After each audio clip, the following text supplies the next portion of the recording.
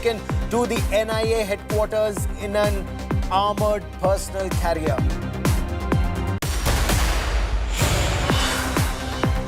Mega scoop on NIA's Rana terror probe lens on Hindu terror bogey by the Lashkar-e-Taiba death squad. The 10 Pakistani terrorists wore a kalava. The sacred thread had been got from Siddhivinayak temple and had fake identity cards with Hindu names. Maharashtra terror politics escalate. Sharad Pawar's NCP seeks fair trial for Rana. Congress ally says probe must be fair within Indian law. Piyush Goyal says this government does not feed biryani to terrorists.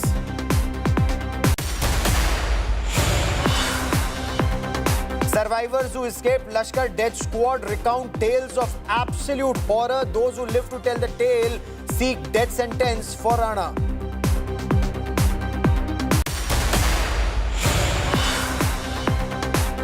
In other news, Donald Trump bowls another tariff googly. 90-day pause on reciprocal tariffs for 75 countries, but no relief for China, where tariffs have been hiked by 125%.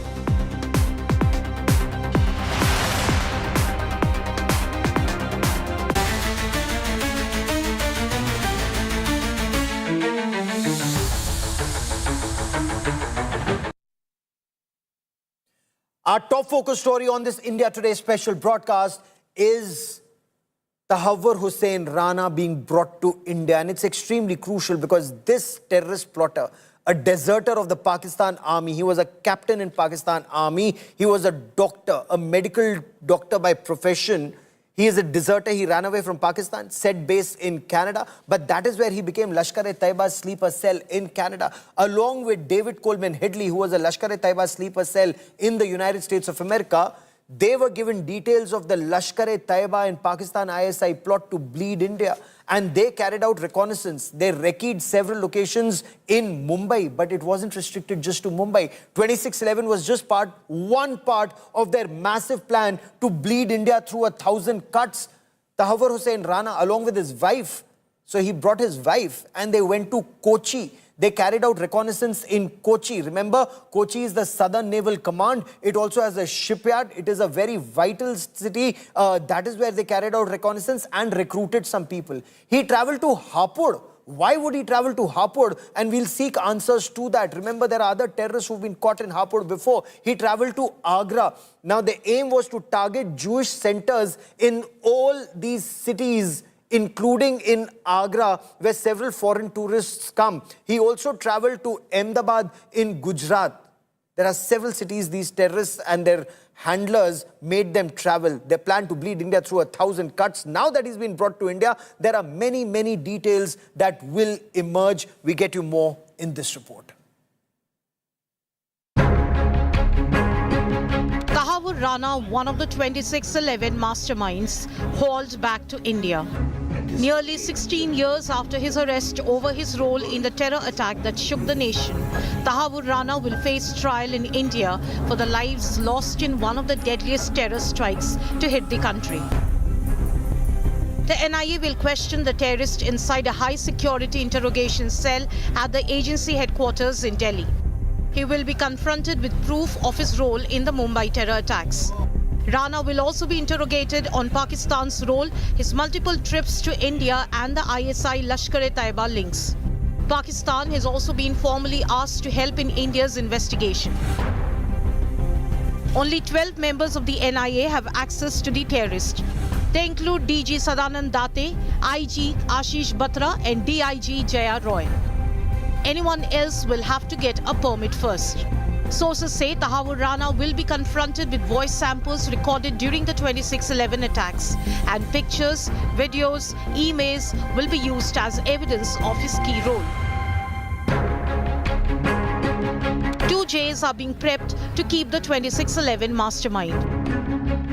In Delhi's Tihar jail, a heavily fortified prison cell is waiting for Tahawwur Rana. At the NIA headquarters, a temporary holding cell is ready to keep the terrorist while interrogation continues. And in Mumbai, Arthur Road Jail's barrack number 12, Ajmal Kasab's old cell before he was hung to death, is also prepared to house Tahawwur Rana for the Mumbai Crime Branch probe. Over 160 lives were lost in the 2008 Mumbai terror attacks. Rana's trial will be one more step in the mission to give justice to the victims and survivors of 26/11. Bureau Report, India Today.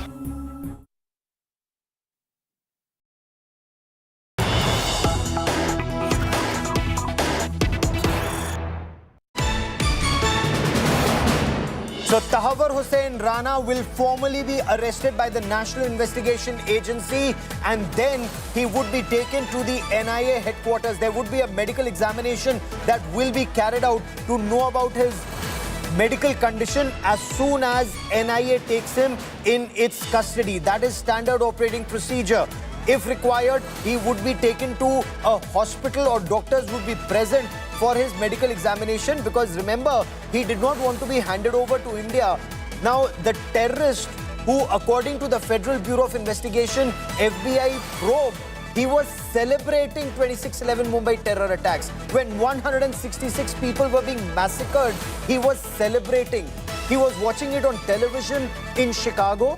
He'd already left India. Remember, he'd left India on the 21st of November 2008, and 26th of November, the 10 Pakistani terrorists struck. Back in Chicago, he was watching it on television and he was celebrating. And he said, all the 10 gentlemen, those 10 Pakistani terrorists, all the 10 gentlemen, he said, deserve Pakistan's highest military award. That is how he celebrated, with a drink in his hand. And this man was crying before he was being handed over to Indian agencies. He pleaded before the Supreme Court in the United States of America, saying he's a Muslim of Pakistani origin, he's an ex-army captain, and sending him to India is like signing his death warrant. So he knew the reality. He knew the reality, but this is how he was behaving. I have Shivani Sharma joining me from the NIA headquarters. I have Amit Bharadwaj standing by at the Palam Technical Area at Delhi. I have Nalini Sharma, who joins me from the NIA court, because he is to be produced in court in 24 hours after being in NIA custody. And Shivani, I want to begin by asking you, I believe NIA has its entire plan ready, and the chief of NIA, Shivani, Sadanand Date, was the additional commissioner of Mumbai police during 26/11. He braved bullets. He braved bullets at the Kama hospital. Terrorists were firing at him. He was firing back. He was saving lives of patients at that hospital and nurses and their kin. He knows everything about this case inside out. He'd investigated this case in the Mumbai police. Now he heads NIA. Tell us how NIA intends to proceed with Tahawwur Hussain Rana. Gaurav, as you were rightly saying, that Tahawwur Hussain Rana, who was the conspirator of this attack, was celebrating in America then, but now it's turn of India to celebrate. The agencies are all set for his procedure to begin here, the investigation to begin here, and the NIA chief has been here in the meetings at the NIA headquarters. Everything is set for Tahawwur Rana's coming here, when the process will begin, and he'll be shortly landing, from where he'll be brought to NIA headquarters in a special secure convoy of the armored vehicles and the SWAT team, the commandos of the Delhi police. And the NIA headquarters have also been turned into a fortress. You see, the road outside has been closed for normal traffic. There are barricades, there are additional forces, because we have to keep Tahawwur Rana safe and secure while the investigations go on. And once he lands here, the medical will happen. He'll be formally placed under arrest by the NIA. NIA would like to produce him today itself, but there's just a possibility, because as the time is passing by, there can be other steps also here, Gaurav, because, you know, he has to be produced before the court after 24 hours of his arrest. So if the arrest happens today late in the evening, then this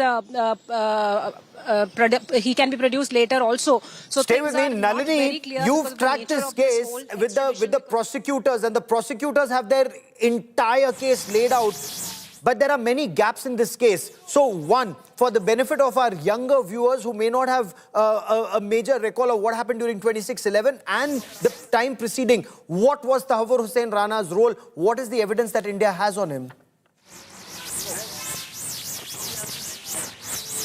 Like we've been telling our viewers, Tahawwur Rana had played a very crucial role when it came to the planning and the of the 26/11 attacks, because without the help that was provided. Okay, give me a moment as I re-establish this link with Nalini, who's standing by at the NIA court. Akshita Nandgopal also joins us from the NIA headquarters in Delhi. And Akshita, you've been speaking not just to your sources in the police, but also to the survivors of 26/11, and they are very clear. Do not feed biryani to terrorists like it was done with Ajmal Amir Kasab, and like the way we've been treating terrorists in the past. India has a long history of feeding biryani to terrorists from Mastgul to Kasab. Enough of that. They want him to be tried and hanged, perhaps with daily hearings, Akshita. There was a coordinated terrorist attack going on at a railway. Absolutely, Gaurav. They're pushing for a speedy trial. Look, they waited 17 years for this moment, 17 years, and now finally Tahawwur Rana will be brought to India. And now that particular, part of the complication with regards to his extradition is taken care of, they want things to move quickly. I'm here at the NI office. Quickly, let me show you around, Gaurav, because this entire area, and I've just arrived here, so this entire area has been completely closed off. Not a single vehicle is allowed in this stretch, which is why you see the entire road otherwise bustling, completely empty right now. So this entire area, there's a security blanket. For me to enter, I had to repeatedly show my media ID card to be even allowed to this point, very close to the NIA headquarters. So the area completely cordoned off, nobody being allowed in, and only if you've got the requisite IDs are you allowed this close to the NIA headquarters as I'm standing right now. But you're right in highlighting that, the 26/11 survivors who I spoke to this morning, they said very clearly, never forgive, never forget. And some of them, of course, have very publicly said that we want Tahawwur Rana to meet the same fate as Ajmal Kasab. We want a hanging to take place for his role in the 26/11 attacks. It's been delayed by 17 years, but nobody's forgotten, Gaurav. Whether, you as a journalist covering 26/11 or me much before I was a journalist when 26/11 happened, those memories are still fresh of how the terror attack played out, because it's the worst, the most dastardly terror attack on Indian soil so far. So none of us have ever forgotten the toll it's had on India, the fact that we lost 166 lives. So 17 years later, yes, delayed, but most definitely at this point, we are hoping that justice won't be denied. And key to that is to ensure a speedy trial. Now, once Tahawwur Rana lands here at the Palam Technical Airport, he's going to be brought in a convoy with a bulletproof vehicle, mind you, to ensure adequate security. He'll be brought to the NIA headquarters here. We understand that here there is, and I'm sure you know about these, there are holding cells, essentially, yes. And there'll be maximum security. Only a handful of officers will be allowed into one of these cells, which have been reserved and kept aside for Tahawwur Rana. The entire area right now sanitized. Okay. There was a Let question me quickly about bring whether in he'd be Amit taken to the court Bharadwaj or also, not. who joins us Looking on at the this time broadcast. right now, Akshita, Gaurav, stay with me. Amit, at the airport, we are told it could happen anytime. Of course, the exact timing is being kept a closely guarded secret, because like during 26/11, there were sleeper cells then. There are apprehensions there could be sleeper cells now. So security perhaps prime concern to ensure he's brought to court, tried in court, and if convicted, hanged by court. Right, Gaurav. Security remains to be the top priority for the agencies that are on the task as far as Tahawwur Rana's transportation is concerned. That is why we will not get the exact details of his landing, when that happened, until unless the NIA issues the formal statement. But certainly what we are given to understand through our sources what the process is going to be. Let's again break it down for our viewers who might have just joined this evening, is that the moment Tahawwur Rana lands on the Indian soil, despite the fact that he is being brought back to India by the NIA's team, the NIA will formally put him under arrest on the Indian soil, because that's that is what is required as per the Indian law. After that, in the meantime, paperwork needs to be done, because this is not a regular arrest that you might be doing on the Indian soil. Rather, this is a case of extradition for which India has fought a long legal battle, a diplomatic exchange as well with the United States, and that is why the complete paperwork needs to be done as well, so that we do not end up leaving any loophole in this particular case, and we want a watertight case to be built. Once this process is over, the phase 2 and the most crucial phase of the entire operation for the day will begin. That is the transportation. The Nyayik Suraksha Vahini, a special group of the Delhi Police, wing of the Delhi Police, has been given the task of transporting Tahawwur Rana from the airport facility to the NIS facility, whether it be the NIA headquarters or some other facility. If at all there are changes in the plan, this particular wing of the Delhi Police will be carrying him in an armored vehicle, which will be guarded by the SWAT commandos as well as the CAPF personnel. Stay with me. Big story coming in. Rana, his interrogation is set to nail ISI's role in 26/11, and Pakistan is panicking already. Cornered Pakistan says it has nothing to do with Tahawwur Hussain Rana. Pakistan is saying Tahawwur Hussain Rana is no longer a Pakistani citizen. He's a Canadian citizen. He may be of Pakistani origin, but he's a Canadian citizen, and Pakistan has nothing to do with this case. Rana, remember, was a captain in Pakistan Army. He was a doctor in Pakistan. He, of course, was a deserter. But many know that the Pakistan ISI uses such elements. It plants them in sensitive countries like Canada, in the United States of America, Britain, or in other parts of Europe. They've done that in the past and used them as sleeper cells. Tahawwur Hussain Rana was a Lashkar-e-Taiba sleeper cell in Canada. David Coleman Headley was a Lashkar-e-Taiba sleeper cell in the United States. Pakistan is now trying to wash its hands off. Listen in. Tahawwur Rana issue, we have conveyed our position regarding his Canadian nationality. And as far as our record indicates, he did not even apply for renewal of his Pakistani origin documents for the last 2 decades. I reiterate position, we will give further updates in due course.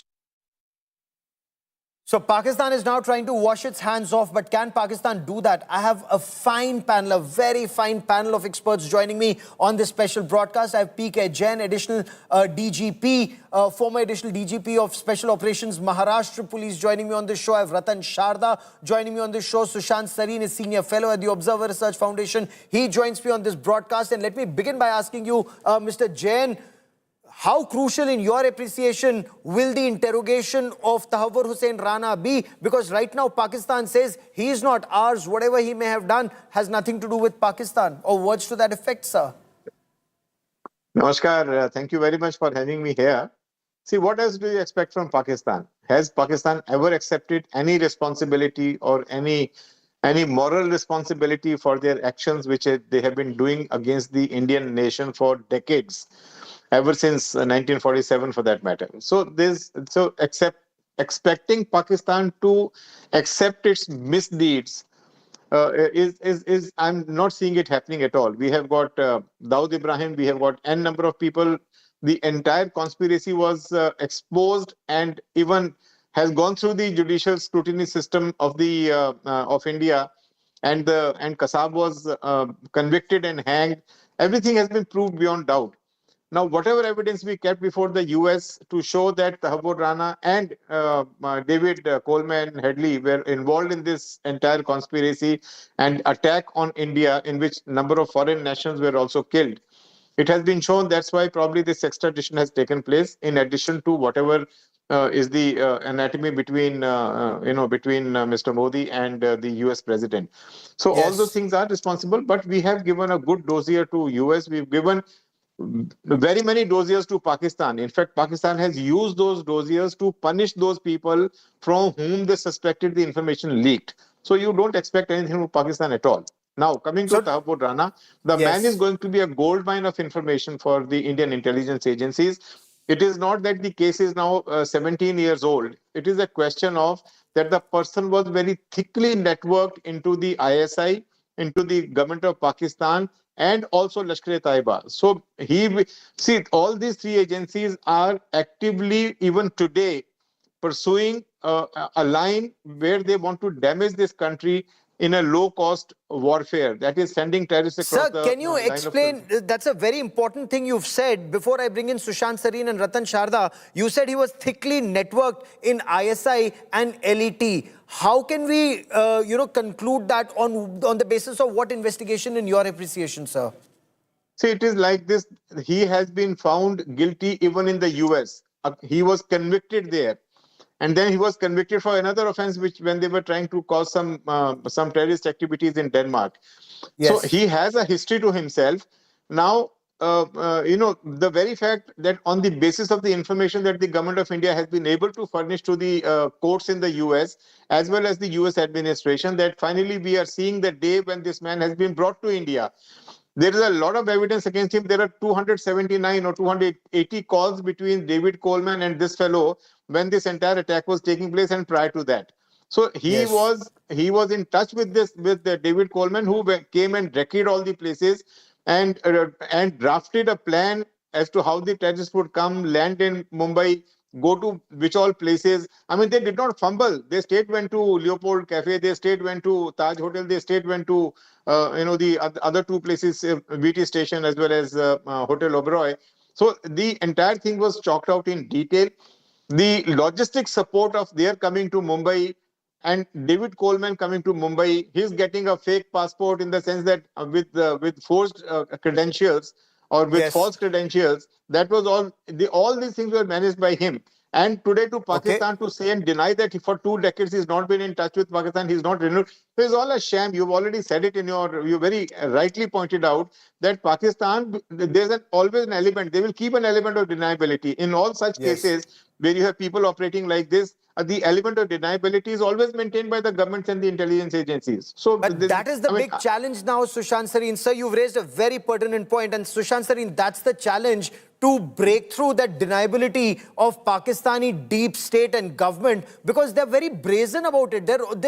I think they think India is so weak that they're brazen enough for Major Iqbal to be so openly in touch with Tahawwur Hussain Rana and David Coleman Headley and Hafiz Saeed to meet David Headley, knowing that he's a double agent with the Americans. So Sushant Sareen, one, what do you make of the Pakistani Foreign Office denial and the fact that this Rana is being now extradited to India? Gaurav, I think the denial was only to be expected. In fact, last night also I told you that this was one of my first talking points, that they are going to blankly deny and they will make that same excuse that he was no longer a Pakistani national, he's a Canadian national, basically in a manner of speaking, throwing the Canadians under the bus, which I have no problems with. My only problem is with the Pakistani denials. But then Pakistan is such a shameless country that I don't expect anything better from them. You know, all that crocodile tears that all their third-rate so-called liberals like this Sethi and the Meers and what have you will say about what has happened on 26/11. I don't buy that at all, right? They are all cut from the same cloth, number one. Number two, please remember that we also made a mistake as 26/11 was happening. On the very next day, the statement which was coming out from the Indian side officials was that we suspect non-state actors from Pakistan. Now, it is inconceivable that an attack of this magnitude could have been mounted by so-called non-state actors. Number one, Gaurav, let's be very clear. There are no non-state actors. All of these so-called non-state actors are only created to give some degree of deniability to the state. Remember also that the then army chief had been the ISI chief, Ashfaq Kiani, at the time this plot was hatched. And they used a journalist by the name of Salim Shehzad, whom the ISI later bumped off. They used that guy to come out with a story that, you know, this plan had been prepared, but it was only on the drawing board, and that plan had been stolen by the Al-Qaeda and the LET guys, and they put it into operation. And these Pakistani ISI guys were simply sucking lollipops and did not know what the hell happened. But we have evidence. that there were serving ISI officers involved. There were ISI bases which were used along the coast of Sindh to train some of these guys. All of that information is available. So there is no real deniability, despite a third-rate retired air marshal like Shehzad Chaudhry writing articles that, we still have doubts about what happened on 26/11, or that bigoted fellow Abdul Basit, who keeps coming and talking about, we don't know what happened on 26/11. Everybody knows what happened. That's the second part. The third part of it is that they tried to create this charade. One was, of course, that, the strings, the Kalava strings that they were wearing. And Gaurav, if you go back, you check out the old footage from the Pakistani television of those days. The Pakistani first 2 or 3 days when identification had not been done of these terrorists, the Pakistanis were saying, well, this, Kalava is a Hindu thing. This has been made by, this probably a Hindu terror organization. That was one. Secondly, there is a third-rate journalist, Talat Hussain. He started interviewing this third-rate lawyer who claimed Kasab was actually a nice guy working in Nepal, and he had been kidnapped by Ra to bring him to India so that they can plant him out here. That was the second. The third thing these fellows did was that when that conversation was going on between Sajid Mir and some of these terrorists in the Habad house, In the Shahbad house. and they were training these guys to speak in an Indian accent. But a Punjabi can't speak in an Indian accent to save his life, especially a Pakistani By the way, Muslim. we have those audio clips if it's legally permitted, and I've done a full show on that audio on that audio conversation that was happening in that control room in Karachi and Mumbai. When the terrorists, when they saw helicopters coming in and NSG dropping down on that Habad house, they panicked. So they called Pakistan, ki ab kya kare, we are about to be killed. And they said, X karo. I remember that. I was there covering that Habad house the very next morning. But stay with me. You've raised a very pertinent point. Gaurav, allow me a half a minute. At that point of time, what they tried to initially pretend is that these are Indian Mujahideen terrorists, right? Yes. And then later on, they decided, okay, forget the Indian Mujahideen thing. Let's try and give it a Hindu angle. And adding to that Hindu angle thing, they had their own people out here who were holding press conferences and writing books talking about RSS ki sazish. They were, since you've mentioned this, let's talk about this in greater detail. Politicians talking about it. So they had their own people batting for them in India. So why do you need terrorists from Pakistan when you have traitors from India, holding the Pakistani line and spreading it out here, the Pakistani narrative? That is what happened on 26/11. It's unfortunate. That's a very serious point you make. I have Mr. Jain with me, I have Ratan Sharda with me, and let's talk about this in greater detail since you've raised it, Sushant Sareen, for the benefit of our viewers and especially for the benefit of our younger viewers. It's been 17 years since 26/11, so you must hear this. Tahawwur Hussain Rana's interrogation is expected to shed light on terror sleeper cells in India.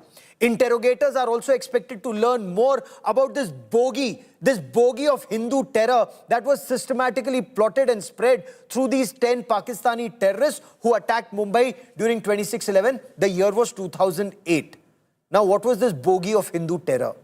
Probe reveals how David Coleman Headley brought Kalava. You understand Kalava? It's that sacred thread we wear. Now, David Coleman Headley bought Kalava, or that sacred thread, from Siddhivinayak temple in Mumbai. The probe revealed how Pakistan tried to palm off 26/11 as a Hindu terror attack. David Headley revealed that Hindu terror camouflage was to be given to this terror attack. So what did investigators find out? That Ajmal Amir Kasab and 9 other terrorists who came with him all carried fake identity cards, all with Hindu names. So former NIA Inspector General Loknath Behra, he also revealed Rana's terror plan. The probe officer in 26/11 case revealed how Rana carried out a recce, not just in Mumbai or Kochi, but he also wanted communal violence in India. That was Pakistan's evil plan. So he traveled to the Pushkar Mela in Rajasthan, and he thought a terror attack could be carried out in Pushkar.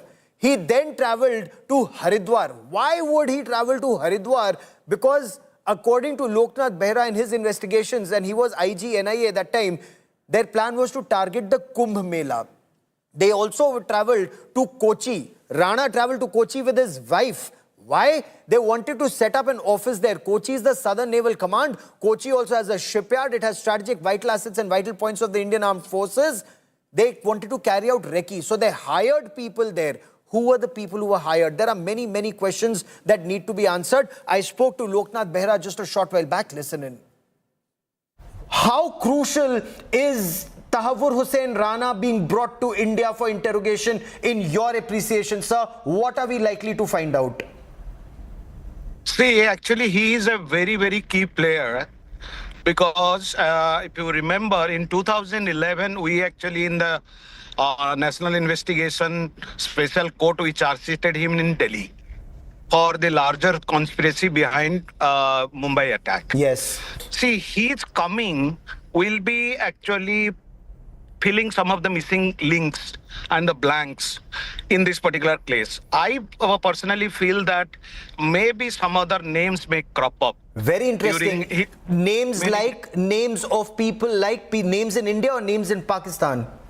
Both. I mean, because if you see, Rana used to travel quite a bit. He even came to Cochin. Yes. So you don't know, actually, by that time, we had never gotten access to Rana to interrogate, unlike Headley. So many of the things will be brought out by our very competent agencies like NIA and others, and even Mumbai police. So I will not be surprised that some new names also come up. You had investigated this case very extensively, including Tahawwur Hussain Rana's visit to Cochin. What was his interest in Cochin? What did he want to bomb there? I see, Cochin is a very strategic place. We are little worried about, actually, see, it has Southern Naval Command, the shipyard, all strategic installations are here. So we were worried, and he actually did interview in a hotel which is very near to the waterfront. So that time, but we never knew, because we never knew, actually, we did not get chance to speak to him. Now there is a chance that he probably this part Headley also did not say us. So whether he had recce'd any place in Cochin. So that can be actually extracted from him. Sir, I was reporting in Chicago and we knew of places like NDC, National Defense College in Delhi. We knew about Siddhivinayak Temple in Mumbai. The Cochin, naval base, some information had filtered out. What else? What were the other locations that they were wrecking for further attacks? Because I believe Hafiz Saeed had told them that you have to repeatedly attack India. And even after 26/11, their wrecking continued, sir, till the time he was arrested in America at the O'Hare airport, if I remember correctly. If I correctly remember, they were talking about Kumbh Mela. Something like that. Yeah, so that time I remember that particular thing. He was taking that these people who are actually coming to Haridwar and all. And also they went to Pushkar. Pushkar is one of the targets. Other things I'm not able to remember.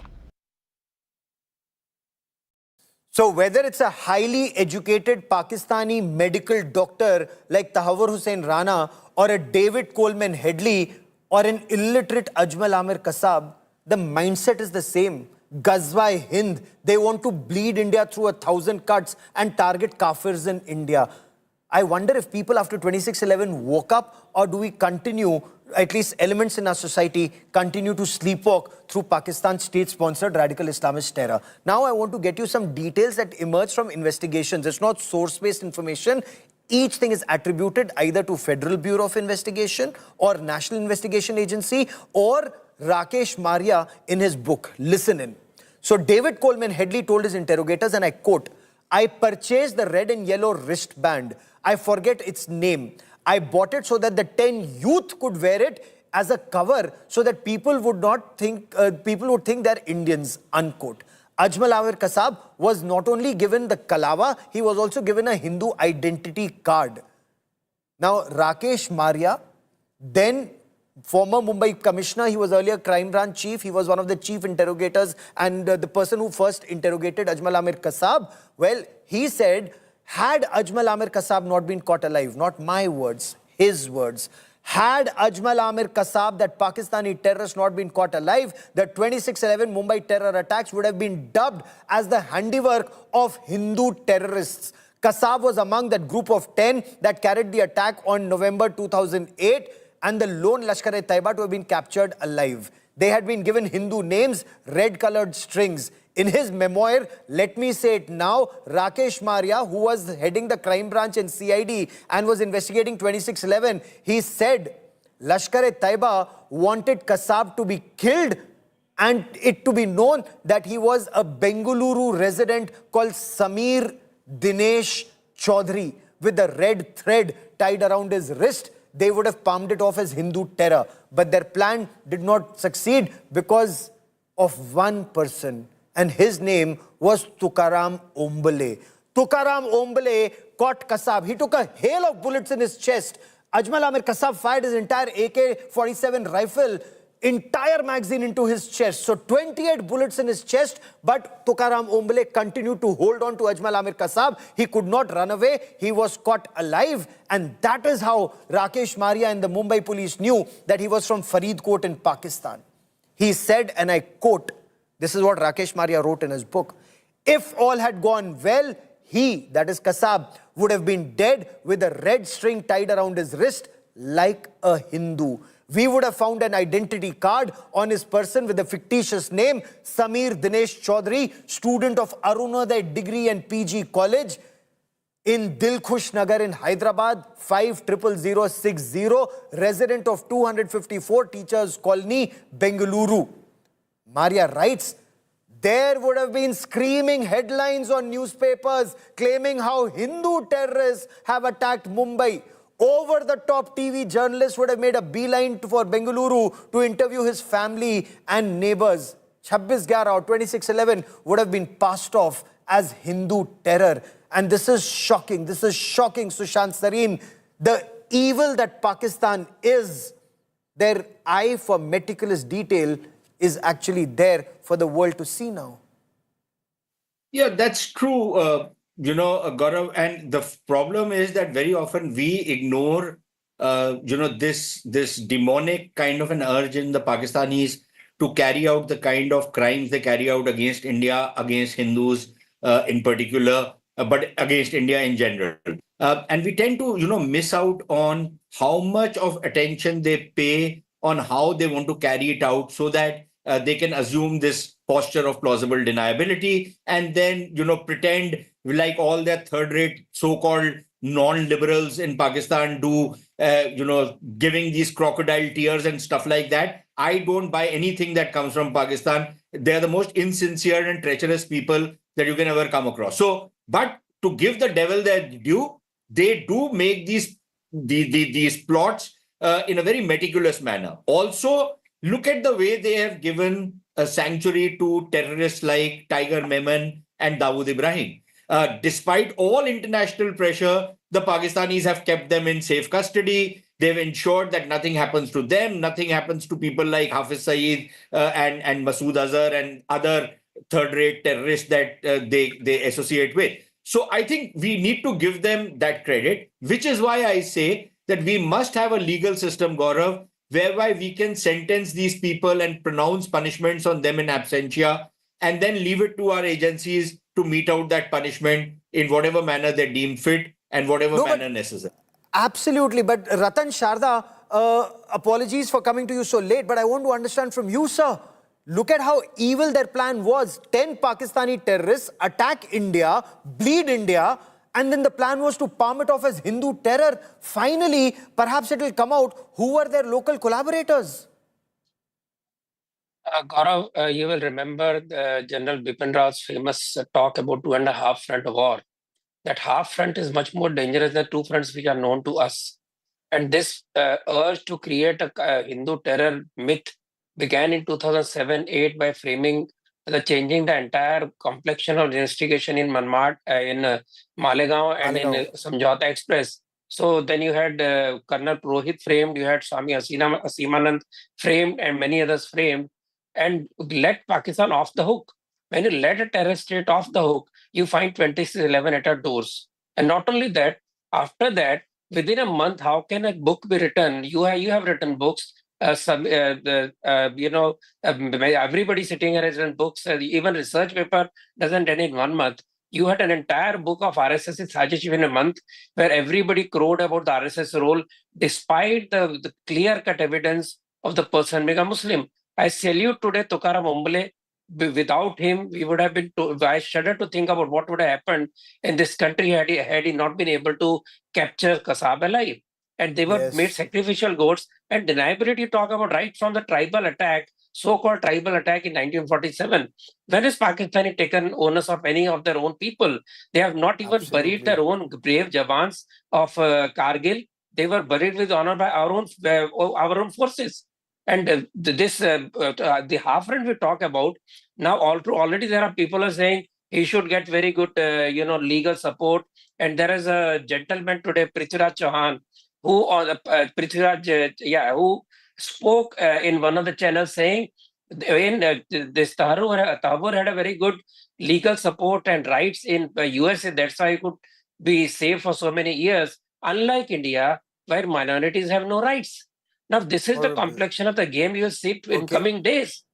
And well, that's exactly what Tahawwur Hussain Rana had also said, that he's a Pakistani, he's a Muslim, and he's an ex-army captain. Sending him to India would be akin to signing his death warrant. But Mr. Jain, your appreciation, because I want to dwell for a moment on this bogey of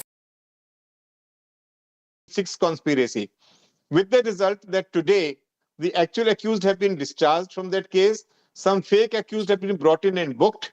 And now that case will go to dogs. I mean, it has no future at all.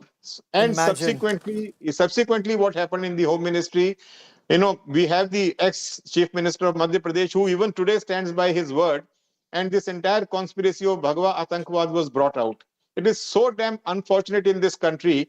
Why do we need enemies in Pakistan? We have enemies in this country who are prospering in this country itself. People like Digvijay Singh and people like, I don't want to name the other leaders. I don't want to name any leader till an investigation. Yes, sir, you're absolutely right. I don't want to name any leader till an investigation is carried out and completed. We hold. Yes, I hold Mr. Digvijay Singh in his esteem, and perhaps he will clarify. He did try and clarify in Parliament when Sudhanshu Trivedi said, I did not name anyone. Aapne udta teer kyun le liya? And, Union Home Minister Amit Shah also, jumped into that. But Sushant Sareen, there's a precedent. Mr. Jain rightly pointed out to the first Malegaon blast case and said how it was changed. The same thing happened with Samjhauta, where Lashkar-e-Taiba's Arif Kasmani is mentioned in UN records, and that too was changed. Does that indicate India's rather strange approach to tackling Pakistan state-sponsored terror, Sushant Sareen? So, Gaurav, I think the question we need to ask ourselves is why in the last 10 years, when this ambiguous approach towards terrorism has been given up, and we are ready to call a terrorist, regardless of what his caste, creed, or whatever his background is. Why do you think the incidents of terrorism have come down so much? And before that period, you're talking about the Samjhauta Express blast, and I think that was really unfortunate because they tried to pin it on, a saint. They tried to pin it on some of the other Hindus. They had no evidence, none whatsoever. They manufactured evidence and they gave the Pakistanis a clean chit. Okay. Now, I can't think of anything more treacherous than this to do to your own country. But even earlier in the 93 blast, what did we do? We had the then person in charge come on television and give an interview and say, well, we said not 12 blasts, but 13 blasts. 13 blasts. Muslim majority area, so that, we can say that this was a secular bomb attack. Is this secularism? Is this how you define secularism? Why do you think secularism has become a 4-letter word in this country when you start batting for terrorists, right? And you try and cover up their crimes under the carpet. You try and put, airbrush those kind of crimes.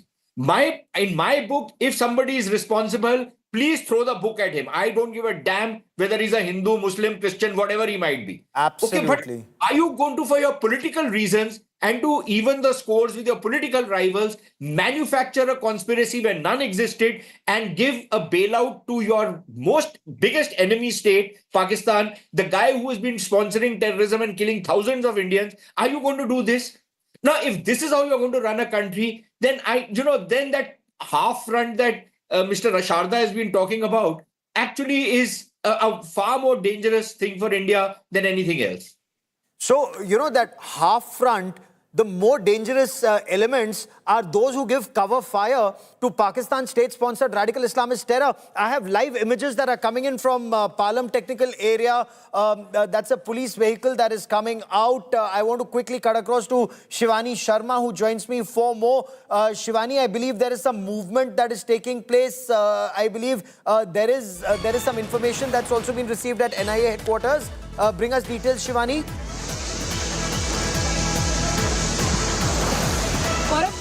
What we've received through our sources is that the aircraft that is carrying Tahawwur Rana will be landing at around 18:22 at the Palam area. And here at NIA headquarters, there is the security being up. The vehicles have been placed out here. You can see the barricades are here. The police and the additional forces that have been deployed on standby since morning have been here, and they all are ready to receive Rana as he lands in India. He'll be landing in some time, and then he'll be taken into arrest by the NIA, and NIA has already got the approval of the Law Ministry for taking the custody of Tahawwur Rana to take the investigation ahead. So what we see is that an alert is in place. There are cars and special vehicles that are being placed outside the NIA headquarters. The additional forces are out here. I would like to show you, if I can show you these vehicles which have been placed here outside the NIA headquarters and the barricades that have been put, and the forces are waiting for Tahawwur Rana, and there is a probability, Gaurav, that after being put into arrest by the forces in on the Indian soil, he can be brought to NIA headquarters directly, because NIA would want to proceed with the process in due protocols when he comes here. And it was a possibility that he can be produced today itself, but it seems little unlikely because of the delay that is being caused in his landing here in Delhi. So when he will land, there's a possibility he can be put under arrest, of course, and then brought to the NIA headquarters, which are ready. They are awaiting since morning. The roads have been closed here for normal traffic. The DG is inside. He is conducting meetings, and preparations are being viewed by him, that what will be done, what will be the next course of action when Rana is here at the NIA headquarters in Delhi. There are some who are trying to play down the importance of Tahawwur Hussain Rana being extradited to India and his interrogation. But do keep in mind, Tahawwur Hussain Rana was the money. He had the money. He funded David Coleman Headley. He paid for that office to be set up in Mumbai. And how did he get the money? Now, probe deeper, you will get a Pakistan ISI connection, and perhaps that is what will happen. But that's only step one. He knew of the entire plot. He knew the places that had to be targeted, and 26/11 Mumbai terror attacks was just one part of it. Remember, between 11 and 21 November 2008, he'd recceed all the locations that the terrorists were to target. So he also knows who the local handlers were. He arranged funds even for David Coleman Headley in India. So who were the Indians who were funding David Coleman Headley? When Headley traveled from one city to the other, Rana himself traveled with his wife to Kochi. He traveled to several other cities, including Pushkar and Haridwar and Hapur.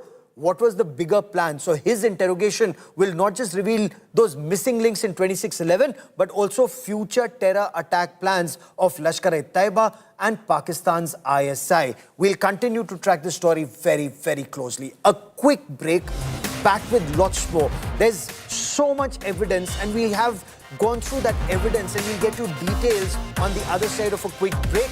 The evidence that NIA has painstakingly gathered against Tahawwur Hussain Rana, and how former Home Secretary feels he will be convicted for sure. He may even be sentenced to death. Details coming up.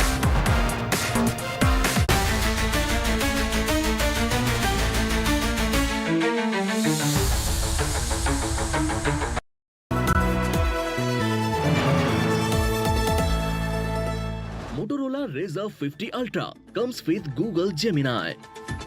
Hi, I am AI anchor Sana, bringing the top headlines for you, presented by Motorola. Tejasvi says, we will form government in Bihar. Asian markets surge as Trump pauses tariffs. Temperature crosses 40 degrees Celsius in parts of North India. Hello? You must be tired like me of hearing countless broadcasts like these. Cyber frauds are the new age white-collared crime. They don't break into your home, but they break into your bank account directly.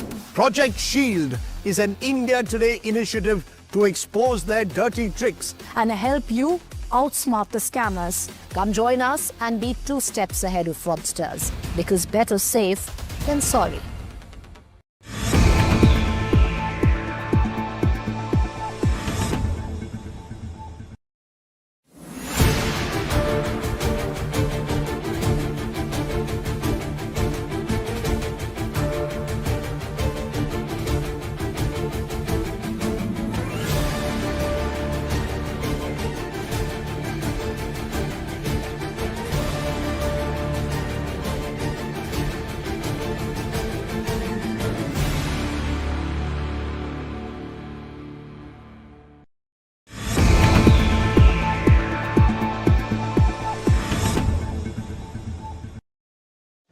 Make your media plan smarter with India Today Live TV on your connected devices.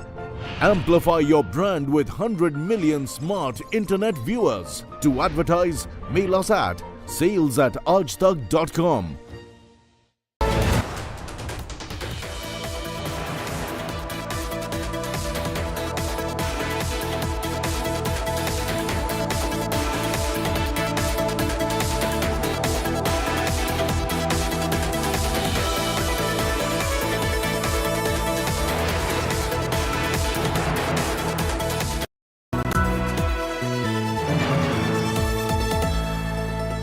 Motorola Razr 50 Ultra comes with Google Gemini. Hi, I am AI anchor Sana, bringing the top headlines for you, presented by Motorola. Tejasvi says, we will form government in Bihar. Asian markets surge as Trump pauses tariffs.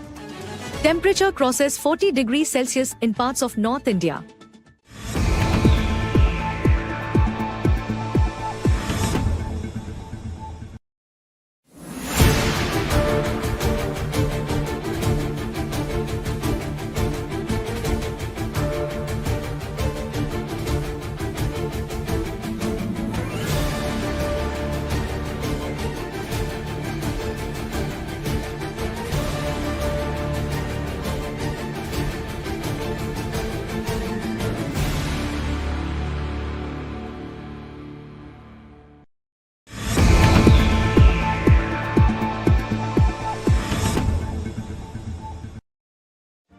Make your media plan smarter with India Today Live TV on your connected devices. Amplify your brand with 100 million smart internet viewers. To advertise, mail us at sales@aajtak.com.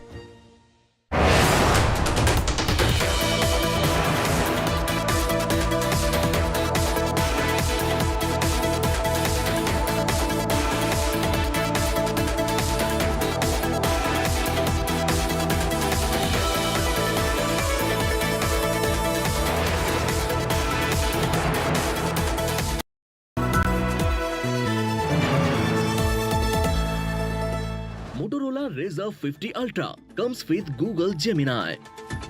Hi, I am AI anchor Sana, bringing the top headlines for you, presented by Motorola. Tejasvi says, we will form government in Bihar. Asian markets surge as Trump pauses tariffs. Temperature crosses 40 degrees Celsius in parts of North India.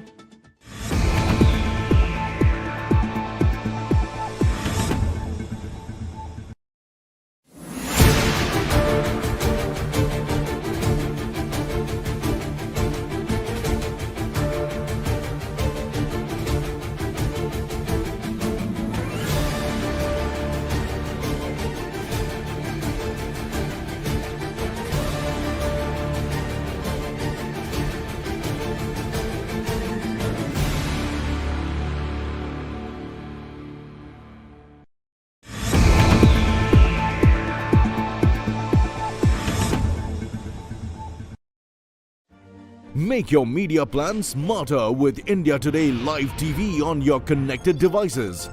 Amplify your brand with 100 million smart internet viewers. To advertise, mail us at sales@aajtak.com.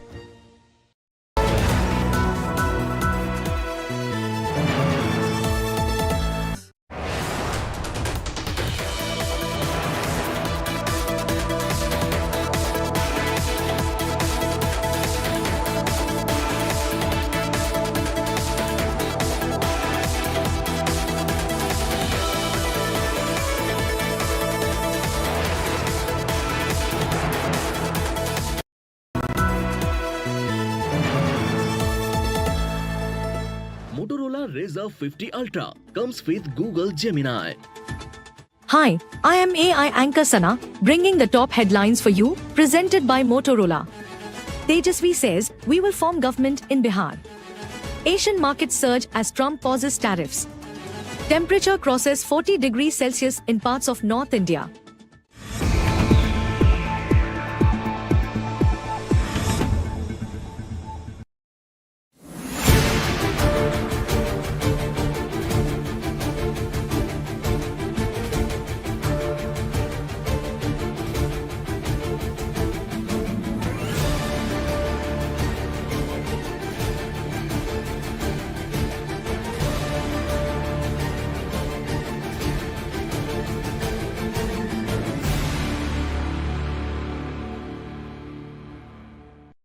Bharat तो बहुत समझदारी से इस पूरे विषय को पहले से संभाल रही है।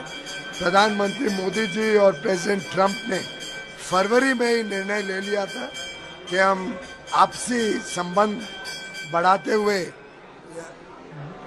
बायलैटरल ट्रेड एग्रीमेंट एक ऐसा करार करेंगे जो भारत और यूनाइटेड स्टेट्स के बीच व्यापार को सरल भी करेगा, 500 बिलियन तक यानी आज से 2.5 गुना बढ़ाने का काम भी करेगा। देशवासियों को नौकरी के और अधिक साधन मिलेंगे, देश की अर्थव्यवस्था को और बल मिलेगा।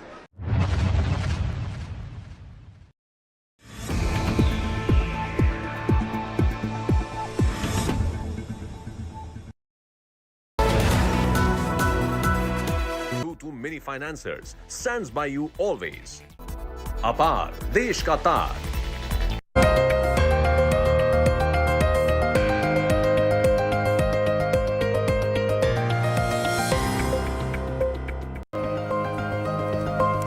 Good evening, you're tuned into a special edition of Super 6 here on India Today. I'm Akshita Nantagopal out to the streets of Delhi. Behind me, a few meters away, is the NIA headquarters, where in an hour or so from now, you can expect Tahawwur Rana to be brought here. The 2611 mastermind and plotter will be brought down to Delhi, touching down on Indian soil after 17 years for the very first time. There's a dust storm that's hit the streets of the national capital. That's not going to stop us from getting you every single update, every second update that comes in on Tahawwur Rana's extradition to India. A huge diplomatic coup that sets the wheels of justice moving in the 2611 case, 17 years after the terror attacks. As the 2611 survivor told me, never forgive, never forget. We're going to be getting you all the updates here on India Today, as in the next 20 minutes or so, Tahawwur Rana is expected to touch down in Delhi. Those updates coming your way. First, as always, a quick check of the top headlines.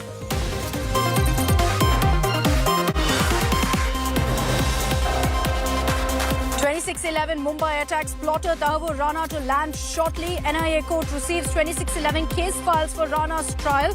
Right after landing, Rana would be arrested by NIA and taken to NIA HQ in a bulletproof car.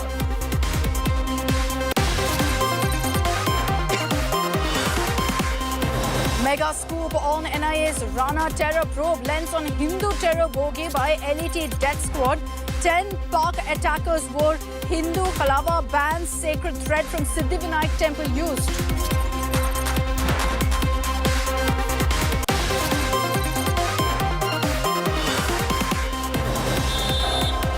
Maharashtra terror politics erupt. Sharad Pawar's NCP seeks fair trial for Rana. Congress ally says probe must be fair within Indian law.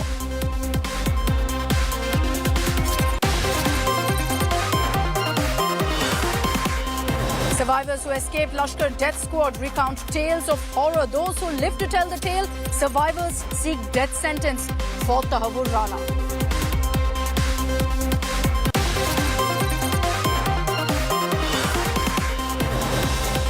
And the other big stories of the day, Trump bowls another tariff googly. 90-day pause on reciprocal tariffs for 75 countries, but no relief for China, which faces a hike of 125%.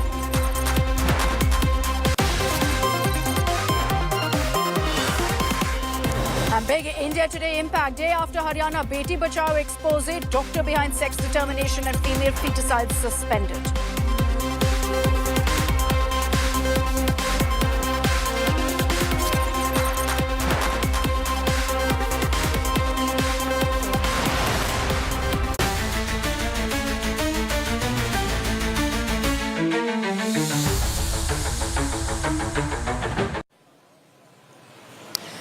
So as we get you our special coverage here from outside the NIA headquarters, it's here that Tahawwur Hussain Rana will be brought and kept here in a lockdown facility that we'll get you details of. But first, the big news break coming in. When will Tahawwur Rana be brought down to India? In about 20 minutes from now, at 6:22 p.m. is when that special aircraft with the terrorists and with our Indian security officials will be touching down on Indian soil, will be touching down in Delhi. That's the big news break coming in. Confirmation that you're hearing first here on India Today, that at 6:22 p.m. is when the flight will land at the Palam Technical Airport.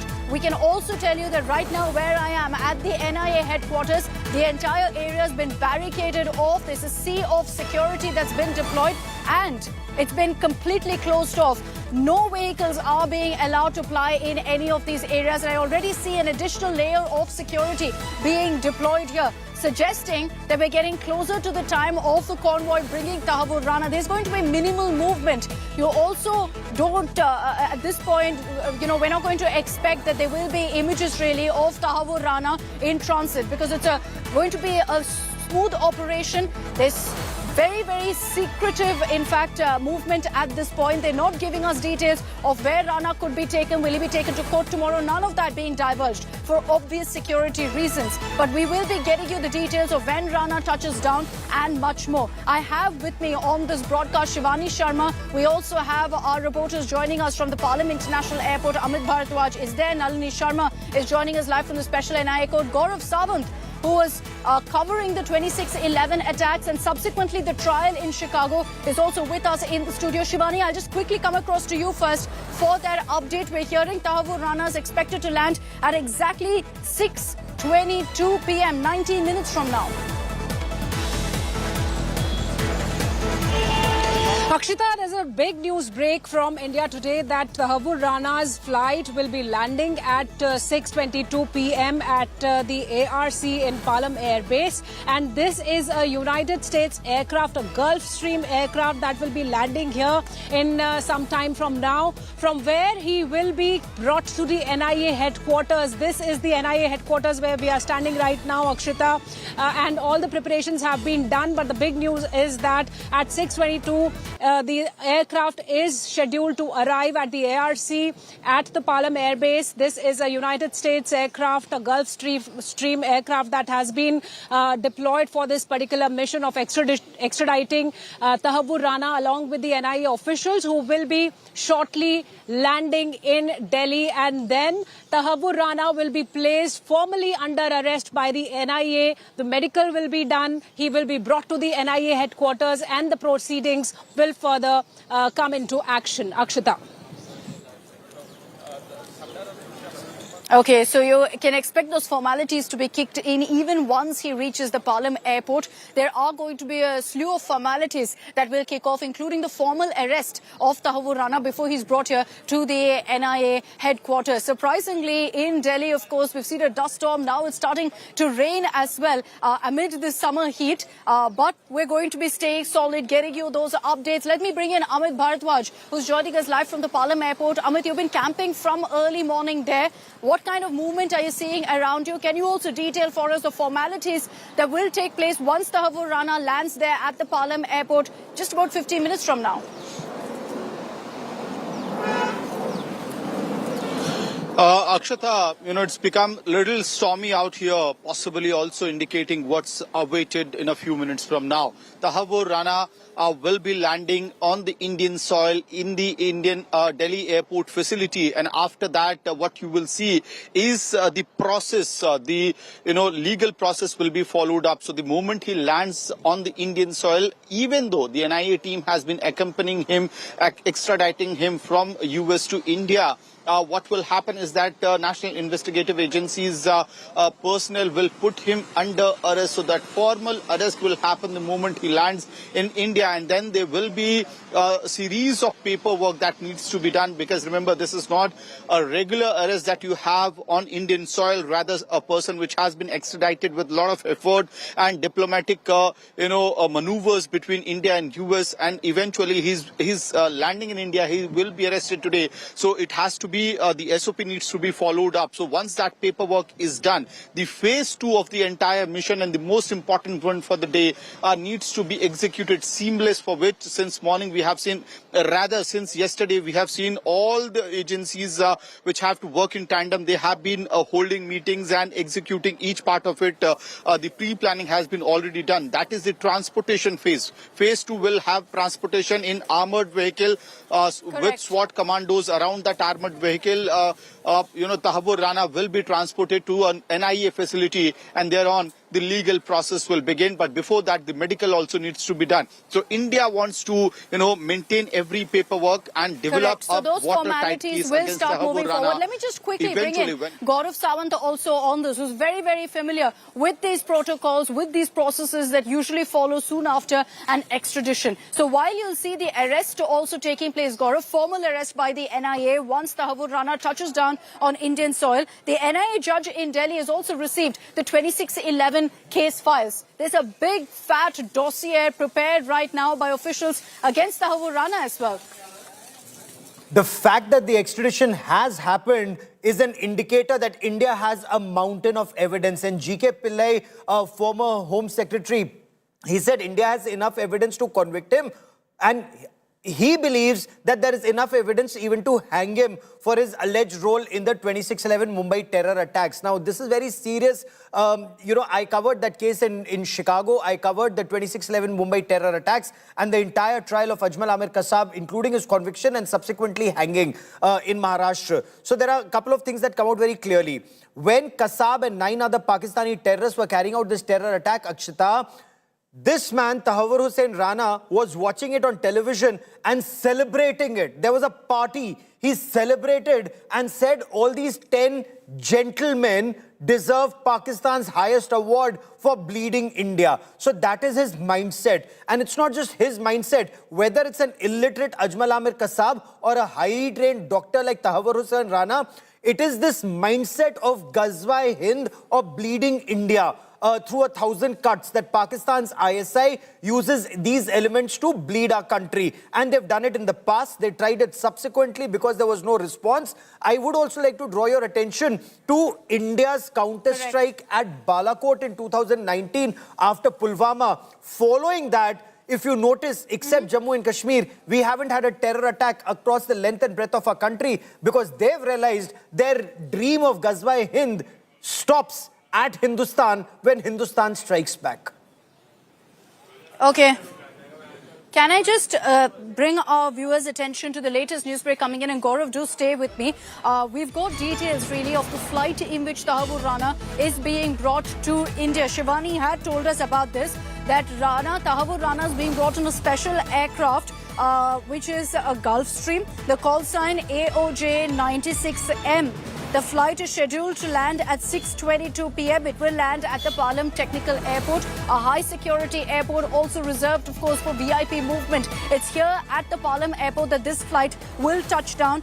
This is a Gulfstream, call sign AOJ 96M, that's currently making its way to the Delhi airport. So in just about 12 minutes from now, at 6:22 p.m. dot, is when this special aircraft will touch down in Delhi. Remember that the entire extradition process has been very hush-hush. We didn't know where the aircraft made its pit stop for refueling and rest. We don't know about the officials on board accompanying Tahawwur to Delhi.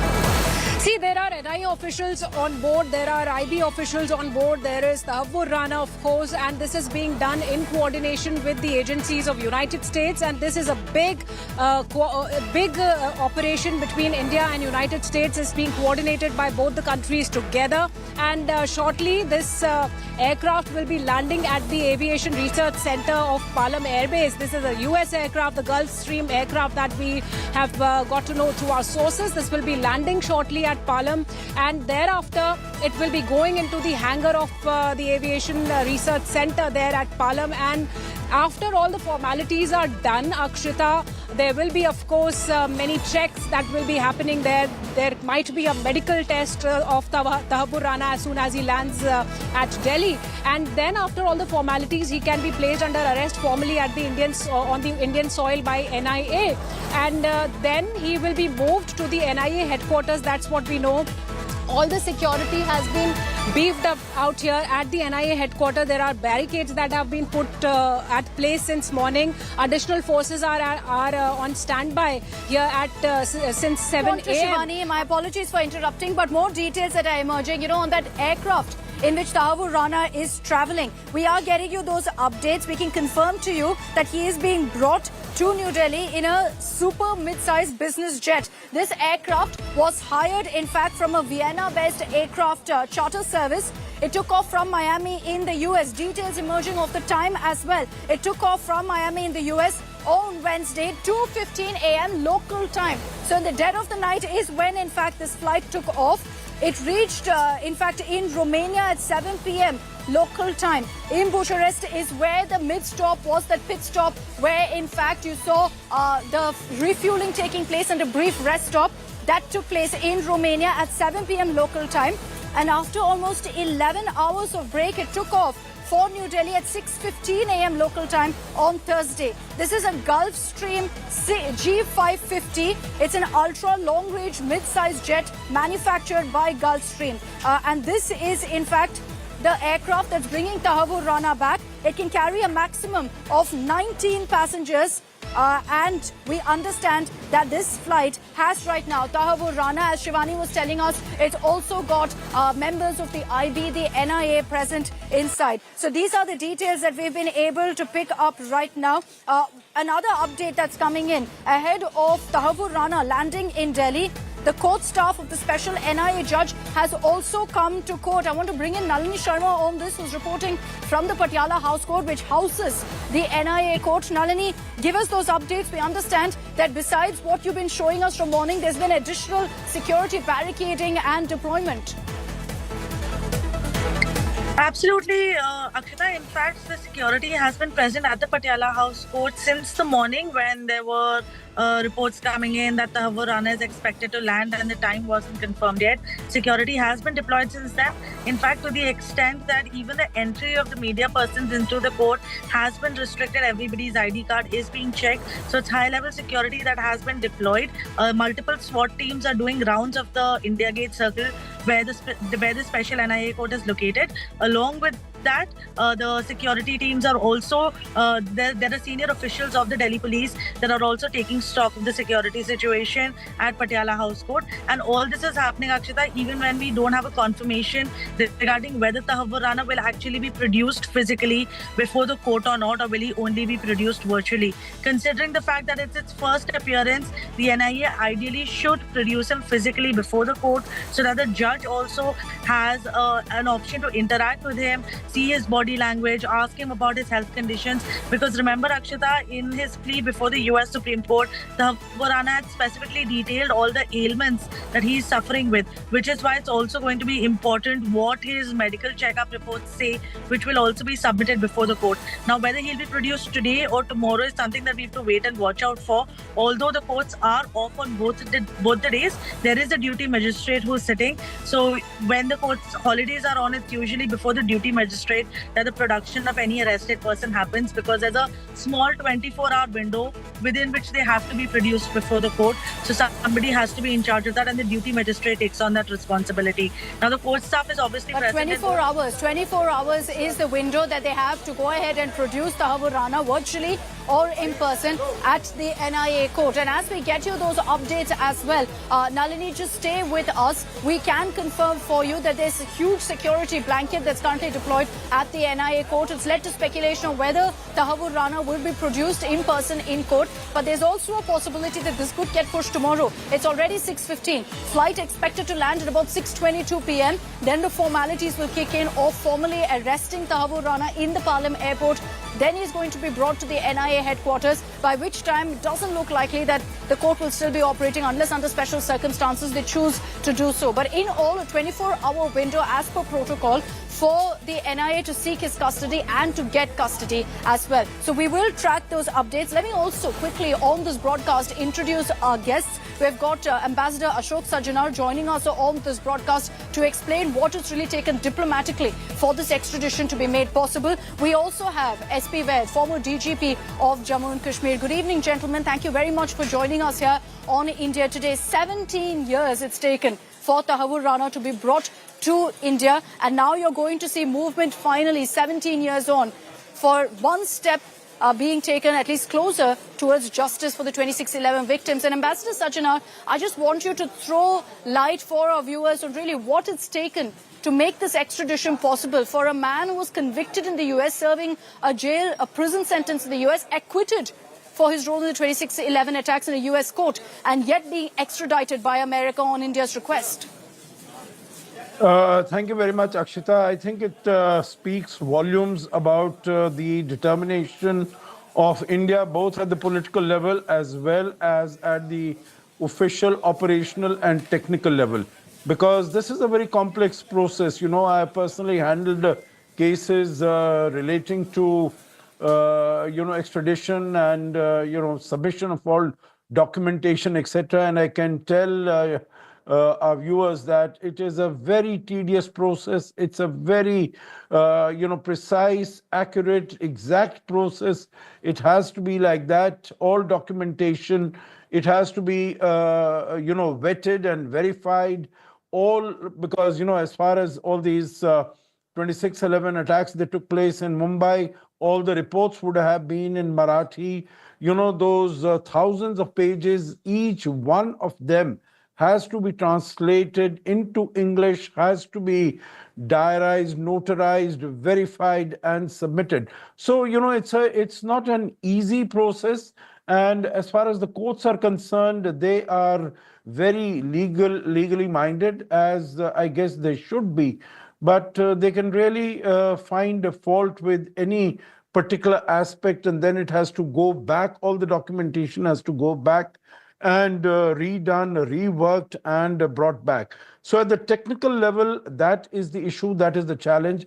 But equally at the political level, I think there has to be both in terms, there has to be confidence between the leadership of the two sides, and we have seen that over the last... Very true. And I think this is clearly, a very telling sign of the leadership and the more diplomacy that we're talking about. Ambassador Sajjanar, I'll request you to stay with me. My apologies for interrupting, but just that we're getting in also a news break right now. Considering we're just about 2-3 minutes away from the flight in which Tahawwur Rana is traveling, landing in Delhi, I want to bring in Ankit Kumar. He's the editor of our OSINT setup in India Today. Ankit, I understand you've got the flight details with you. Take it away. Akshita, no guessing games here. Conclusive evidence that the aircraft carrying the key plotter of 2611 terror attack, Tahawwur Hussain Rana, is flying over Delhi's airspace at an altitude of 5,600 feet. So in moments from now, you can expect the key plotter of 2611 to land at the Indian shores. A couple of details. The aircraft was hired from a Vienna-based aircraft charter services. It took off from Miami in the US on Wednesday at 2:15 a.m. local time. It reached Bucharest in Romania at 7 p.m. local. It took a pause of almost 11 hours, and 6:15 a.m. local on Thursday, that was earlier today, it left for New Delhi. As we speak, the aircraft is hovering over the airport. It is now at 4,425 feet. So you can expect the aircraft to land in moments from now, maybe 10 minutes max. So that's the key accused, the key plotter, the Pakistan-born army deserter, Canadian citizen, Tahawwur Hussain Rana, about to land in New Delhi. So our news break confirmed there, as Ankit has shown us. Right now, the flight path expected to land any time now. We told you 6:22 is when he reached Delhi. So you see that aircraft right now hovering over the Palam airport. Once the approval is given, it will be touching down on Indian soil. And Tahawwur Rana, after 17 years, being brought back to face the Indian legal system to ensure justice in the 2611 case. He tried for long to run and hide with last-ditch pleas in the US Supreme Court and whatnot. None of that working right now. And India successfully ensuring the extradition of a wanted terrorist, the plotter, the mastermind of the 2611 terror attacks. And this is a crucial moment, really, in the fight for justice in what is the worst terror attack that India has seen. And I want to bring in also Mr. S.P. Vaid on this broadcast. Sir, thank you very much for your time. Can you just explain to us, sir, many people may question, 17 years on, what can Tahawwur Rana really add to an investigation that's gone on for 17 years? Akshita, no doubt 17 years have taken a long time, but then it's a huge achievement for the government of India and for agencies of India. Getting a man like him on our soil and face the law for the crime he has committed. You remember the words of President Trump. He said he is an evil man and he should face gallows. He should face the law in India, courts in India. And I personally feel it would not have been possible to get him here unless President Trump was not there. It's because of him and personal equation of our Prime Minister, Shri Narendra Modi ji, with President Trump. Otherwise, I think it was not that easy. And a lot of groundwork takes place, as Ambassador Saab was mentioning.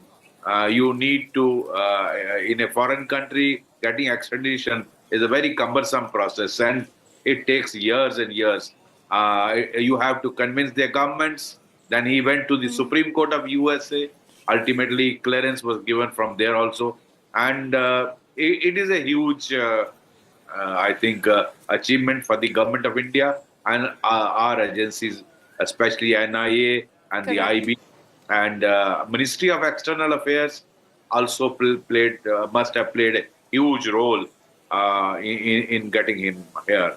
These are a lot of groundwork goes on. It's not an easy thing to get, but he must pay for his crimes. He, in fact, in the earlier show with Gaurav, I was mentioning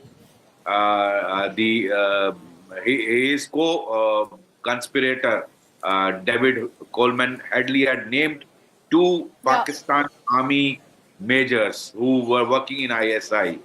My point is that possible for those 2 majors to undertake such a huge mayhem in financial capital of India without the go-ahead? Is that then the ISI biggest point to watch out for? Okay, let's get to the big news break coming in. The flight carrying Tahawwur Rana has just touched down at the Palam Technical Airport at 6:24 p.m. You can see now that the latest update that's just coming in, the update we've all been waiting for. Tahawwur Hussain Rana has been brought back to India. The flight carrying him has touched down at the Palam Technical Airport at 6:24 p.m. dot. That flight has landed. Now you're going to see the formalities kicking in. But for everyone who's seen what happened and the terror that was unleashed on 26 November 2008 in Mumbai, this is a moment we've been waiting and watching for. For survivors, for victims of 2611, they will feel one step closer to justice with Tahawwur Rana now being brought back to India. He is now going to face a trial in Indian courts for the very first time in person. But the big breaking news that's coming in is the flight has touched down. If Amit Bharadwaj is with us at the Palam airport, I'm going to take this across to him. Amit, the confirmation coming in that the flight has now landed. It's a matter of time now before Tahawwur Rana in a bulletproof vehicle is brought out of the airport once formalities are taken care of.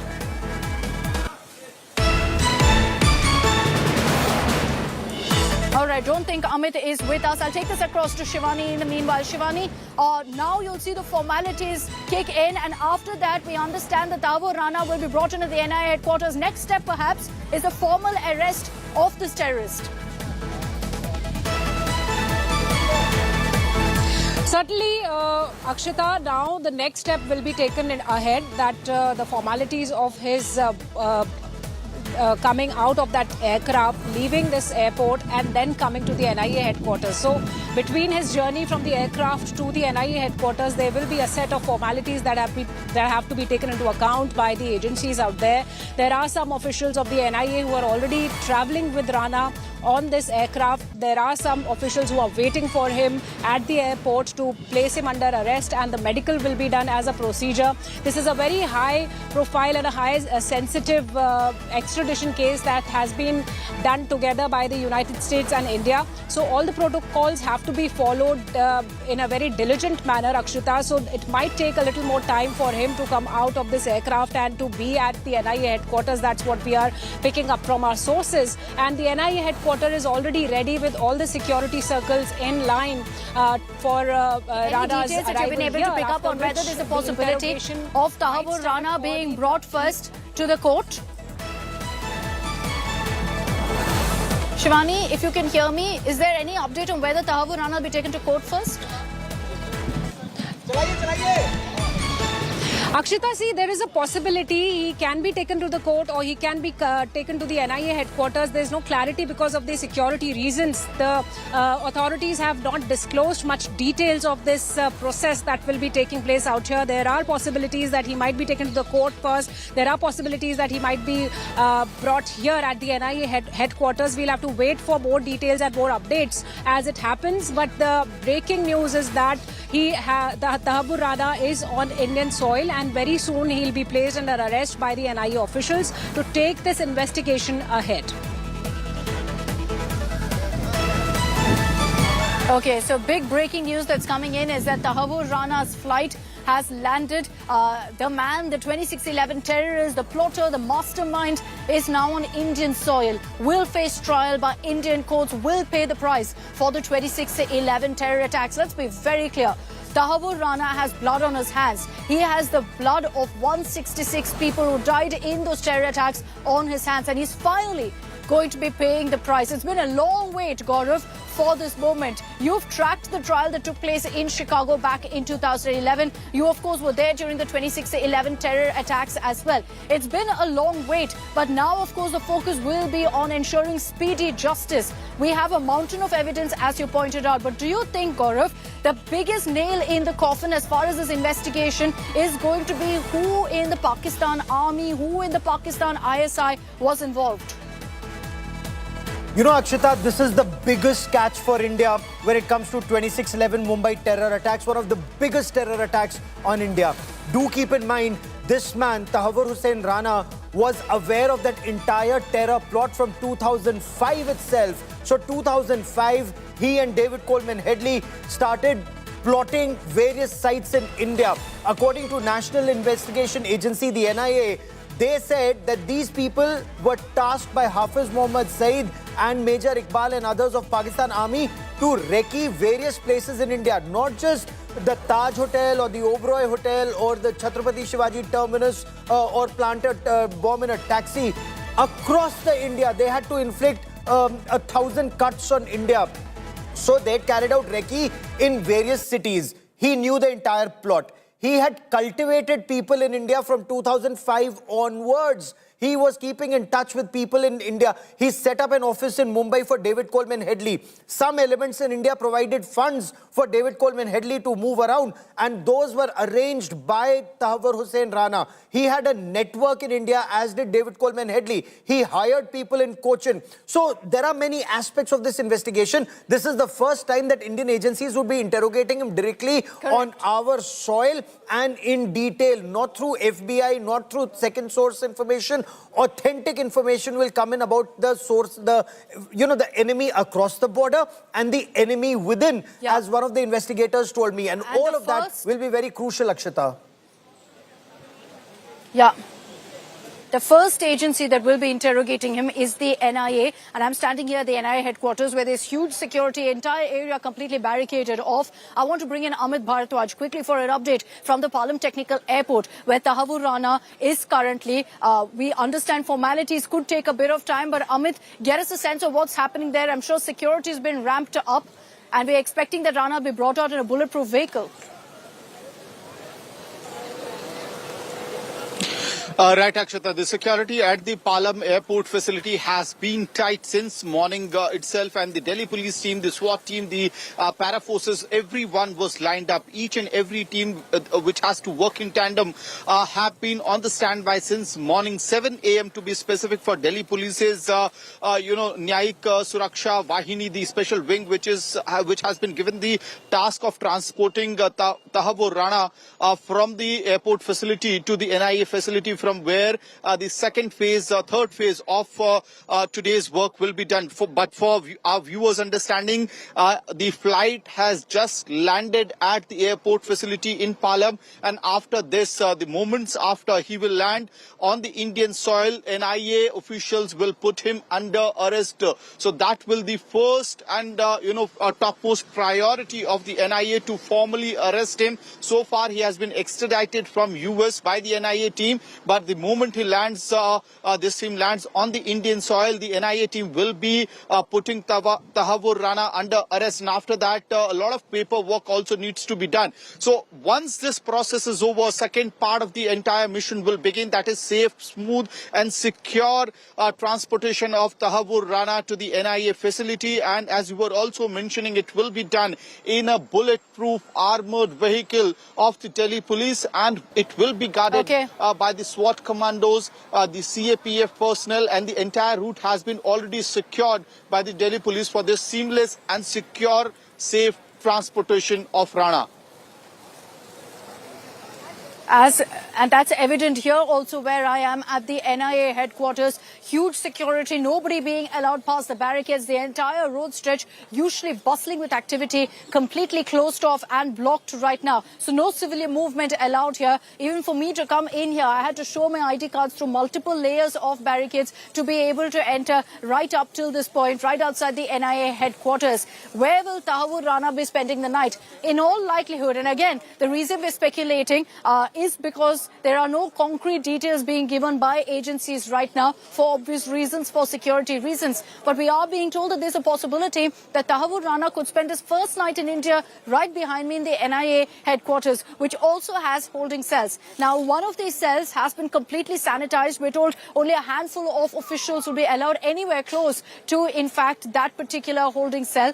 And so there's a possibility that Tahawwur Rana could be held in this particular NIA headquarters. What that will also indicate is that the NIA wants to hit the ground running. They don't want to waste any time. 17 years it's taken for Tahawwur Rana to be brought here. So immediately they're going to start his interrogation, try to weed out as many details as they can. There is one challenge, however, which is that Tahawwur Rana's health is not at its best. Reportedly, he's suffering from a slew of illnesses. So perhaps he tried to use that as an excuse to try and evade authorities also. And that's a crucial point, Nalini. The fact that now Tahawwur Rana, now that he's reached India, will be formally arrested by NIA. But there will be a medical test that he has to undergo. He has to be produced before a judge for formal custody before the questioning interrogation can begin. Absolutely, Akshata. There is a process in place that needs to be followed before Tahawwur Rana can be officially interrogated by the NIA. And that process essentially involves, now that he has landed in Delhi, an arrest memo will be served to him when he will officially be placed under arrest.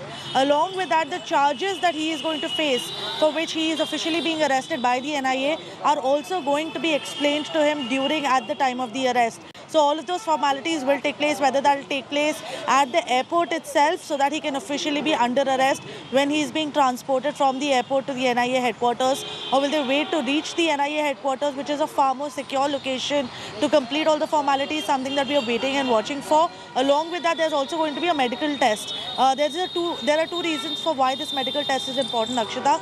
Number one, because Tahawwur Rana himself had claimed that he is suffering through several ailments, because of which his life might be at risk if he is extradited back to India. And number two is because his health report will have to be submitted before the special NIA court when he is produced, because the judge is going to ask what his medical condition is like, what the doctors have advised, because Tahawwur Rana might be trying to get some medical leniency, on the basis of which he might ask for some kind of leniency. We'll have to wait and see that on the basis of his health. But his medical report will have to be submitted before the court, on the basis of which the court is going to decide whether or not any leniency needs to be given to him, or whether he needs to be shifted to a hospital to ensure that his health is not at risk at any point.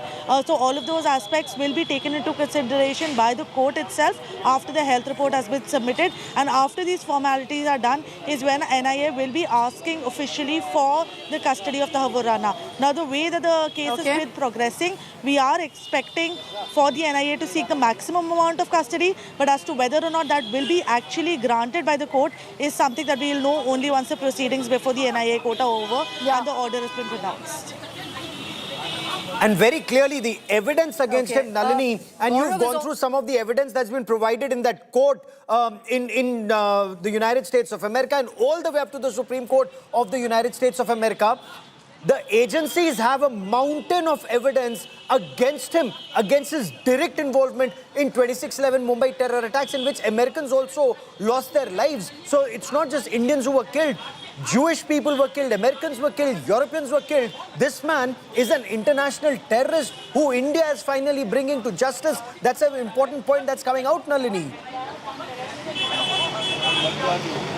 Absolutely, Gaurav. In fact, considering all the evidence that the Indian agencies have gathered, and it's not just the NIA, remember there have been multiple agencies that have been working on the 26/11 attack case, including the Mumbai police itself. And considering that the trial court records and the case files have officially been called from Mumbai and have been sent to Delhi now, they've even been received by the court staff, means that all of the aspects will be looked into regarding the larger conspiracy that was hatched by David Headley and Tahawwur Rana related to the 26/11 attacks. But yes, you're completely right. All of the evidence will be considered by the court and will be put forth by the NIA. And along with that, Tahawwur Rana will also be confronted with this kind of evidence that has been gathered by the Indian agencies. Along with that, what we are also given to understand is that the NIA, in case it gets Tahawwur Rana's custody, there will be interrogation that will be conducted when he will be confronted with this kind of evidence, and it remains to be seen what details then come out into the public domain after Tahawwur Rana's interrogation is done. Because like we've been telling our viewers, there were several people who were present in India, because Tahawwur Rana himself was in Chicago. But when David Headley was in India, there were several people in India who were on behalf of Tahawwur Rana actually extending the logistical and financial support to David Headley to carry on his activities while he was in Mumbai. So all of those aspects will be looked into. As to whether or not any new names emerge is going to be an interesting aspect to watch out for, in accordance with the interrogation that the NIA is doing of Tahawwur Rana. Along with that, we'll also see whether or not Tahawwur Rana will be getting his own lawyer, because the court is going to ask him that once he is produced, whether or not he'll be getting his own lawyer or whether he'll be given a court-appointed lawyer, in the interest of a fair trial and a fair hearing, and ensuring that Tahawwur Rana is given the tools that he needs to make out a defense for himself in the interest of a fair trial. So all of those aspects remain to be seen. Most importantly, if Tahawwur Rana is produced before the court today, and it's already close to 7 p.m. now that we are discussing this, in case he is produced before the court today, we can expect further proceedings to go on later into the night, because the court will have to hear the arguments, then they'll have to reserve the judgment, and the judge will take certain amount of time to decide what to do with the remand application that will be submitted by the NIA. So the pronouncement of the order can only happen later in the day, and the judge will have to pronounce the order today, because it needs to be decided as to whether or not Tahawwur Rana should be in NIA's custody or not, and if so, for how many days.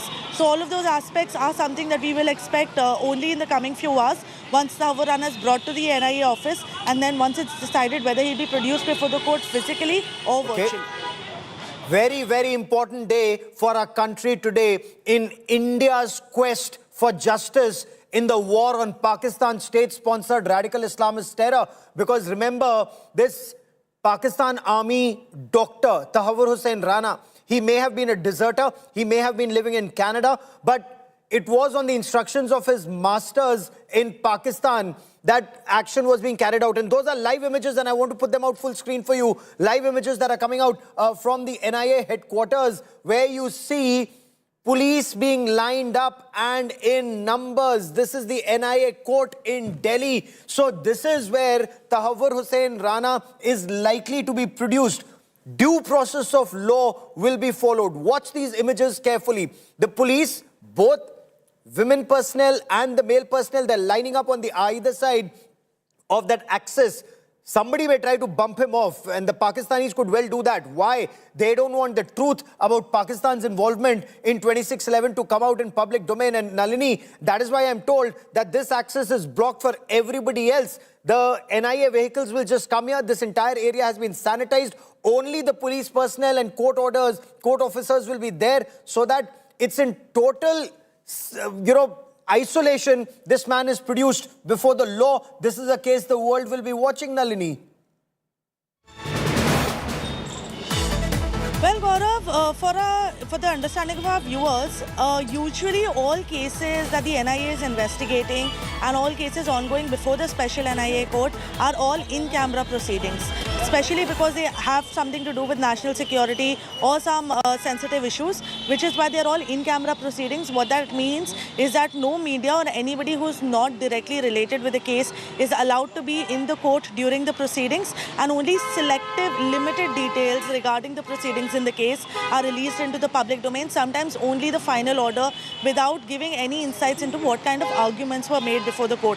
The reason, like I told you, it's because it's a sensitive matter that the NIA court usually deals with, because it relates to NIA investigations. In the Stay with me for a moment. We're getting the first statement of the National Investigation Agency. The NIA has confirmed they have secured successful extradition of 26/11 Mumbai terror attacks mastermind Tahawwur Hussain Rana from the United States of America. It's an official statement that has just come in, and it's such a huge day today for India in this war on Pakistan state-sponsored terror. The NIA in a statement has said the National Investigation Agency on Thursday successfully secured the extradition of Tahawwur Hussain Rana, the mastermind of the deadly 26/11 Mumbai terror attacks, after years of sustained and concerted effort to bring the key conspirator, this word is very important, key conspirator behind the 2008 mayhem, to bring him to justice. Now, Tahawwur Hussain Rana was being held in judicial custody in the United States of America, pursuant to proceedings initiated under the India-US extradition treaty for his extradition. This extradition finally came through after Rana exhausted all legal avenues to stay this move of not being sent to India. The district court for the Central District of California had ordered his extradition on the 16th of May. 16th of May 2023. Tahawwur Hussain Rana, it was ordered that he'll be extradited to India. Rana then filed multiple litigations in the 9th Circuit Court of Appeals, all of which were rejected. He subsequently filed a writ, now including 2 habeas corpus petitions and an emergency application before the US Supreme Court, which were also denied. The extradition proceedings were initiated between 2 countries after India eventually secured a surrender warrant for the wanted terrorist from the US government. With the active assistance, and this is a very important term, again terminology being used by the NIA, with the active assistance of the US Department of Justice, the US Sky Marshal, the NIA worked closely with other Indian intelligence agencies and the NSG, that's the National Security Guard Commandos, through this entire extradition process, which also saw India's Ministry of External Affairs and the Ministry of Home Affairs coordinating with other relevant authorities in the United States of America to take the matter to a successful conclusion. Rana is accused of conspiring with David Coleman Headley, alias Dawood Gilani. That's right. Now, this Caucasian-looking Pakistani American was actually a Pakistani born. So his mother was American, his father was Pakistani, his name was Dawood Gilani, incidentally said to be a distant relative of a former Pakistani Prime Minister too. So he was a close associate of Gilani. Let me now quote that statement again. And operatives of designated terrorist organizations Lashkar-e-Taiba and Bogey, which is Harkatul Jihad-e-Islami, along with other Pakistan-based co-conspirators to carry out the devastating terror attacks in Mumbai in 2008.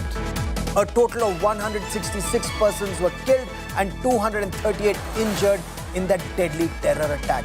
Both Lashkar-e-Taiba and Bogey, which is Harkatul Jihad-e-Islami, have been declared as terrorist organizations by the Government of India under the UAPA, or the Unlawful Activities Prevention Act of 1967.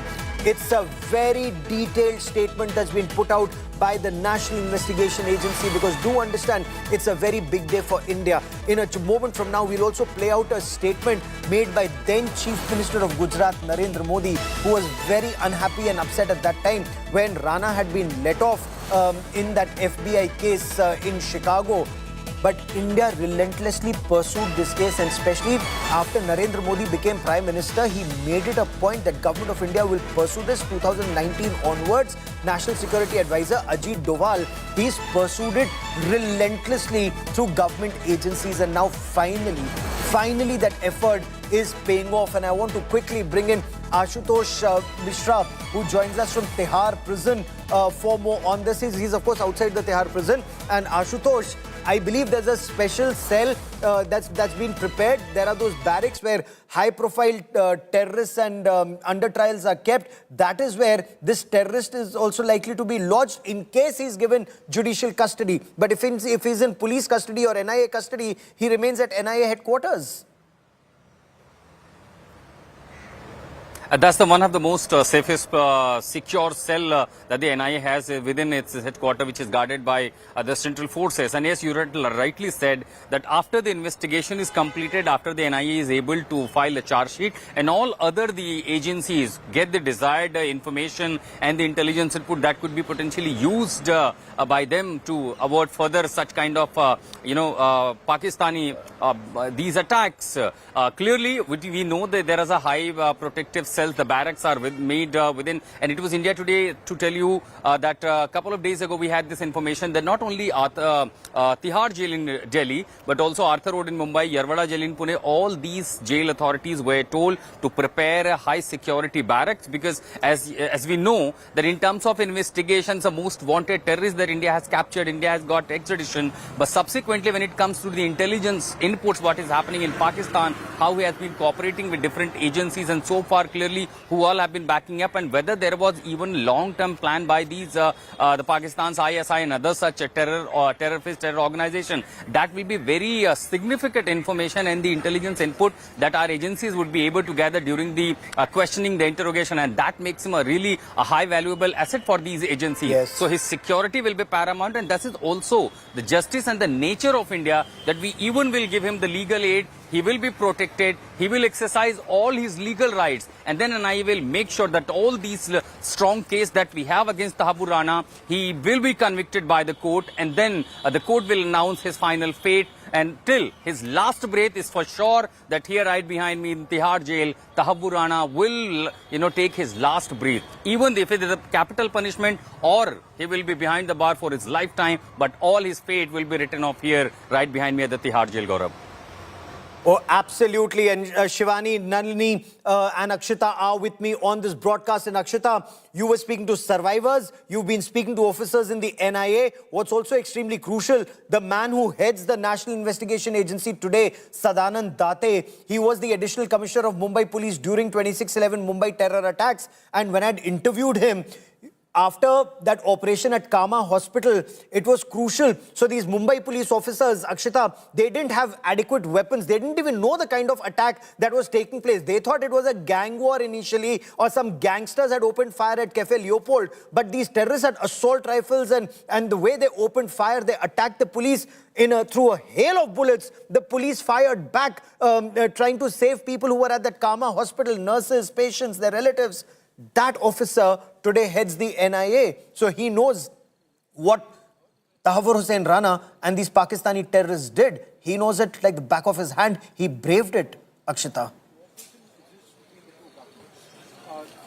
Very, very true, Gaurav. And you know, for many of these officers, it's very personal that Tahawwur Rana has been brought back, because this is the man who plotted, who masterminded, who helped conduct recce's, who himself was in Mumbai just before the attack, who stayed in the Taj Hotel. So for them, it's personal. Even for them, they've been seeking justice for the last many years. And the ones who are involved in this investigation are so many who saw what unfolded in 26/11, who were part of the operation as well. So for them also to ensure that more details emerge of how this entire mission was planned and how these terrorists who planned this entire terror attack over years, what kind of help and support they got, particularly from Pakistan. The fact that, you know, you have an Abu Jundal, you have an Ajmal Kasab, you have a Tahawwur Rana, these people who have been nailed essentially in the 26/11 terror attacks, that's 3.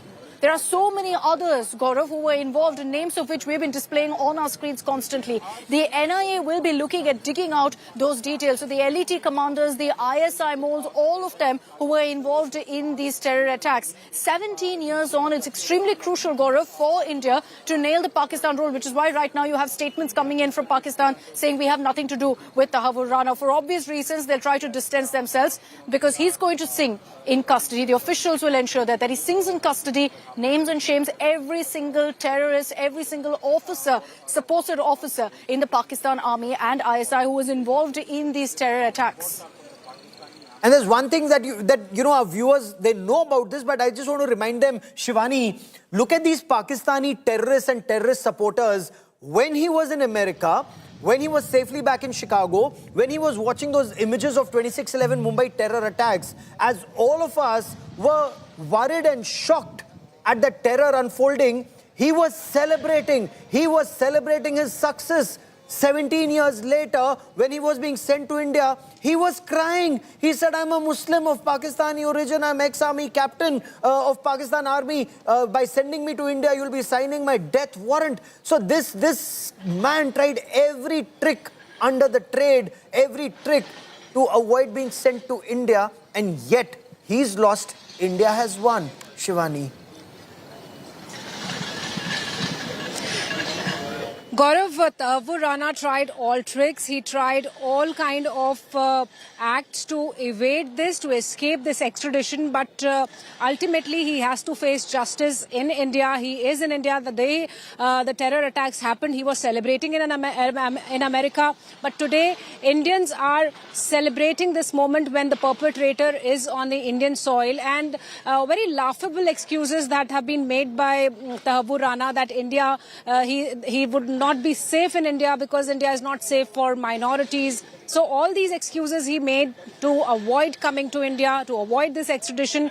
But remember, there was a pressure and a persuasion effort going on from the NIA and on the diplomatic levels too since very long. And the announcements about this extradition came when Prime Minister Narendra Modi was in the United States. He was meeting President Donald Trump. So that was a big victory for India. And now Tahawwur Rana is in India. He'll be facing law here, and he has conspired this massacre that happened in Mumbai, where 166 people lost their lives. And this is when he was there to recce. He was talking to Headley. He was conspiring, planning this particular attack. All kind of fake documents that were provided to these terrorists who killed people in the hotels and the cafes in Mumbai. And now he is in India. The investigation soon will begin and bring justice to these people who were involved in this particular attack. And this has once again exposed Pakistan, and it will further expose Pakistan.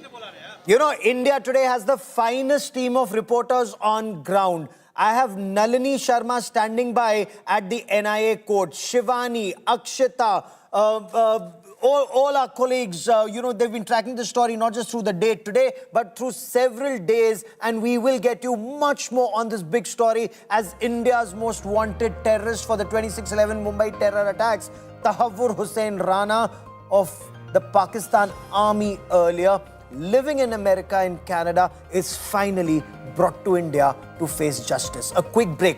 Back with the headlines, back with our top stories, and we'll tell you much more about his evil designs on India, about ISI's evil designs on India on the other side of a quick break. Stay with us.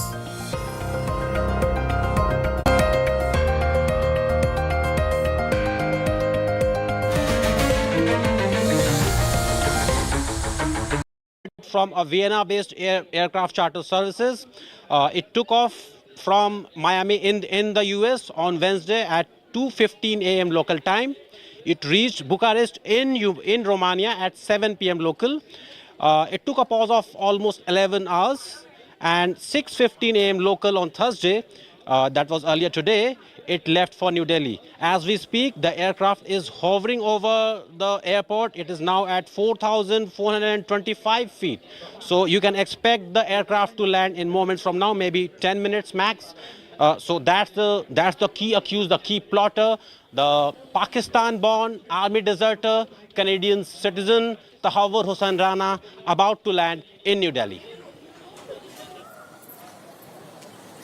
So our news break confirmed there, as Ankit has shown us. Right now, the flight path expected to land any time now. We told you 6:22 is when he reached Delhi. So you see that aircraft right now hovering over the Palam airport. Once the approval is given, it will be touching down on Indian soil. And Tahawwur Rana, after 17 years, being brought back to face the Indian legal system to ensure justice in the 26/11 case. He tried for long to run and hide with last-ditch pleas in the US Supreme Court and whatnot. None of that working right now. And India successfully ensuring the extradition of a wanted terrorist, the plotter, the mastermind of the 26/11 terror attacks. And this is a crucial moment, really, in the fight for justice in what is the worst terror attack that India has seen. And I want to bring in also Mr. S.P. Vaid on this broadcast. Sir, thank you very much for your time. Can you just explain to us, sir, many people may question, 17 years on, what can Tahawwur Rana really add to an investigation that's gone on for 17 years? Akshita, no doubt 17 years have taken a long time, but then it's a huge achievement for the government of India and the agencies of India. Getting a man like him on our soil and face the law for the crime he has committed. You remember the words of President Trump. He said he is an evil man and he should face gallows. He should face the law in India, courts in India. And I personally feel it would not have been possible to get him here unless President Trump was not there. It's because of him and personal equation of our Prime Minister, Shri Narendra Modi ji, with President Trump. Otherwise, I think it was not that easy. And a lot of groundwork takes place, as Ambassador Saab was mentioning. You need to, in a foreign country, getting extradition is a very cumbersome process and it takes years and years. You have to convince their governments. Then he went to the Supreme Court of USA. Ultimately, clearance was given from there also. And it is a huge, I think, achievement for the government of India and our agencies, especially NIA and the IB and Ministry of External Affairs also must have played a huge role in getting him here. These are a lot of groundwork goes on. It's not easy thing to get, but he must pay for his crimes. He, in fact, in the earlier show with Gaurav, I was mentioning his co-conspirator, David Coleman Hadley, had named 2 Pakistan army majors who were working in ISI. My point is that possible for those 2 majors to undertake such a huge mayhem in financial capital of India without the go-ahead? Is that then the ISI biggest point to watch out for? Okay, let's get to the big news break coming in. The flight carrying Tahawwur Rana has just touched down at the Palam Technical Airport at 6:24 p.m. You can see now that the latest update that's just coming in, the update we've all been waiting for. Tahawwur Hussain Rana has been brought back to India. The flight carrying him has touched down at the Palam Technical Airport at 6:24 p.m. dot. That flight has landed. Now you're going to see the formalities kicking in. But for everyone who's seen what happened and the terror that was unleashed on 26 November 2008 in Mumbai, this is a moment we've been waiting and watching for. For survivors, for victims of 26/11, they will feel one step closer to justice. With Tahawwur Rana now being brought back to India, he is now going to face a trial in Indian courts for the very first time in person. But the big breaking news that's coming in is the flight has touched down in India. Tahawwur Hussain Rana is a key plotter of 26/11 Mumbai terror attacks. We are told the National Investigation Agency's legal team has also reached the NIA Special Court. Tahawwur Hussain Rana is to face trial in the NIA court in India. The NIA has confirmed Rana's extradition is successful. NIA has said a team of the Ministry of External Affairs, the Ministry of Home Affairs and the National Security Guard coordinated his extradition. And I'll get you all details on this big story. Tahawwur Hussain Rana is the biggest fish caught so far when it comes to 26/11 Mumbai terror attacks to be brought to India to face trial. Remember those 10 Pakistani terrorists, 9 were killed by our brave security forces personnel. They made the supreme sacrifice of their lives and very brave them. And there, the images that you see on your television screen, that is the NIA team that is in the court. You have the NIA team. You will also have a legal team that will defend Tahawwur Hussain Rana, because Indian judicial system is completely transparent, unbiased, which you shall see. Even a Pakistani terrorist like Ajmal Amir Kassab was given a fair trial and a hearing. So will the Pakistani terrorist Tahawwur Hussain Rana. Over the course of the next 1 hour, I get you all details. I'm Gaurav Sawant. Let's get started with the headlines at 7. Key 26/11 Mumbai terror attacks plotter hauled back to India. Tahawwur Hussain Rana's aircraft lands at Palam Technical Area in Delhi. Rana will undergo trial at a special NIA court in Delhi.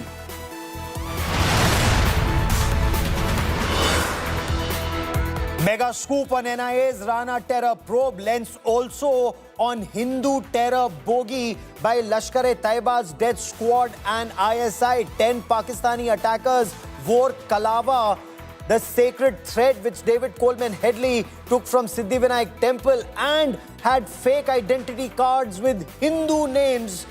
Why this bogey of Hindu terror from Pakistan? We probe. In Maharashtra, politics over terror escalates. Sharad Pawar's NCP seeks fair trial for Rana. Congress ally says probe must be fair within Indian law. Union Minister Piyush Goyal says Modi government will punish the terrorists, will not feed them biryani.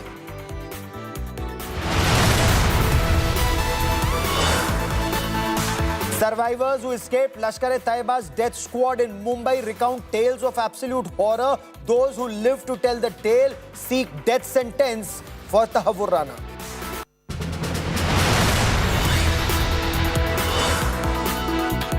In other news, Donald Trump bowls another tariff googly, 90-day pause on reciprocal tariff for 75 countries, but no relief for China. Tariff on China hiked by 125%.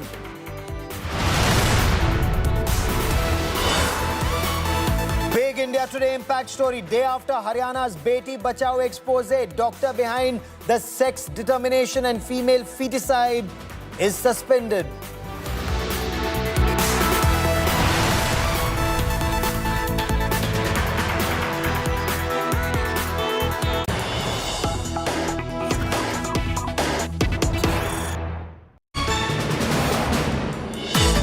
So from the US court, the battle now shifts to courts of law in India.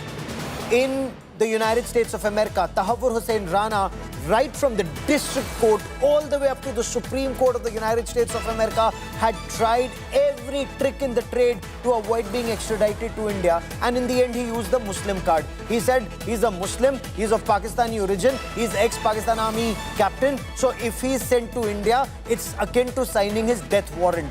The Chief Justice in the United States said nothing to him. The evidence against him is so strong that he was extradited to India following the India-US extradition treaty, relentlessly pursued by government of India and the government of the United States of America. Now he's been brought to India. He will face trial in the special NIA court in Delhi. And this trial, the world will watch, because in public domain, it's not some secret trial. It's not in some barracks. It's not some military trial like in a Pakistani court. In India, it's a civil court. The special NIA court will try him. All evidence will be put out in public domain. All evidence will be there in court. Of course, at a suitable time, because keeping national security in mind and not to compromise sources, some bits of information may not come out in public domain, at least initially. But former Home Secretary of India, G.K. Pillai, just a short while back, he went on record to say India has enough evidence to convict him, that's for sure. Probably he will also get the death sentence. And I'll get you all those aspects in greater detail. We have the finest team of reporters who join me on this broadcast. Akshita Nandgopal is at NIA headquarters. Nalini Singh is standing by at the special NIA court. Shivani Sharma is at the NIA headquarters, and she's been tracking the movement of this aircraft very closely. I also have with me Amit Bharadwaj on this story. Srishti Ojha will join us from the NIA court in just a moment. But Nalini, coming to you first, since this battle now moves to court, is he being brought to court in person and not video conferencing? That would indicate that Government of India is very confident that in full glare, he'll be brought to court. All the charges against him will be read out in court. Is that how the process takes place right now? Gaurav, was that question for me? Yes, Nalini. Yes, well, Gaurav, that's what we are given to understand. In fact, there is a high likelihood, considering the kind of security that is deployed here. And I'm going to ask Ankit to show you the amount of police that is present right now at the gate of the Patiala House Court. Remember, the Patiala House Court is currently off due to the court vacation. And considering that it's past quotas, well past quotas at this point. But despite that, there is a heavy amount of police security that has only steadily been increasing since the morning that we've been here.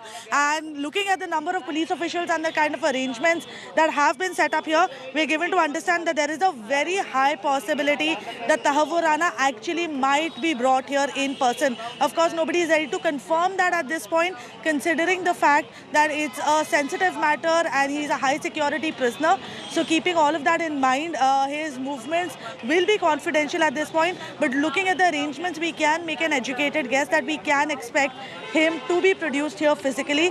Now, as to what time that is going to be is something that we still have to watch out for, because remember, there have to be procedural formalities, Gaurav, that need to be completed before he can be produced before a judge, which includes all the procedural formalities relating to the arrest along with the fact that he also has to undergo a medical procedure before he is actually produced before the court, because his health report will have to be submitted before the court during the custody hearing. Senior Advocate Dayan Krishnan, who is going to be leading NIA's prosecution when it comes to this 2611 larger conspiracy case between David Headley and Tahawwur Rana, is already present in court along with his team of lawyers. So the entire prosecution team of the NIA has already reached court well ahead of time before Tahawwur Rana comes, and we are given to understand that they will be making a request for his custody. Now, how long they'll be asking for the custody for, and in addition to that, how many days the court is going to agree to give the custody for, is something we'll know only once the proceedings are over.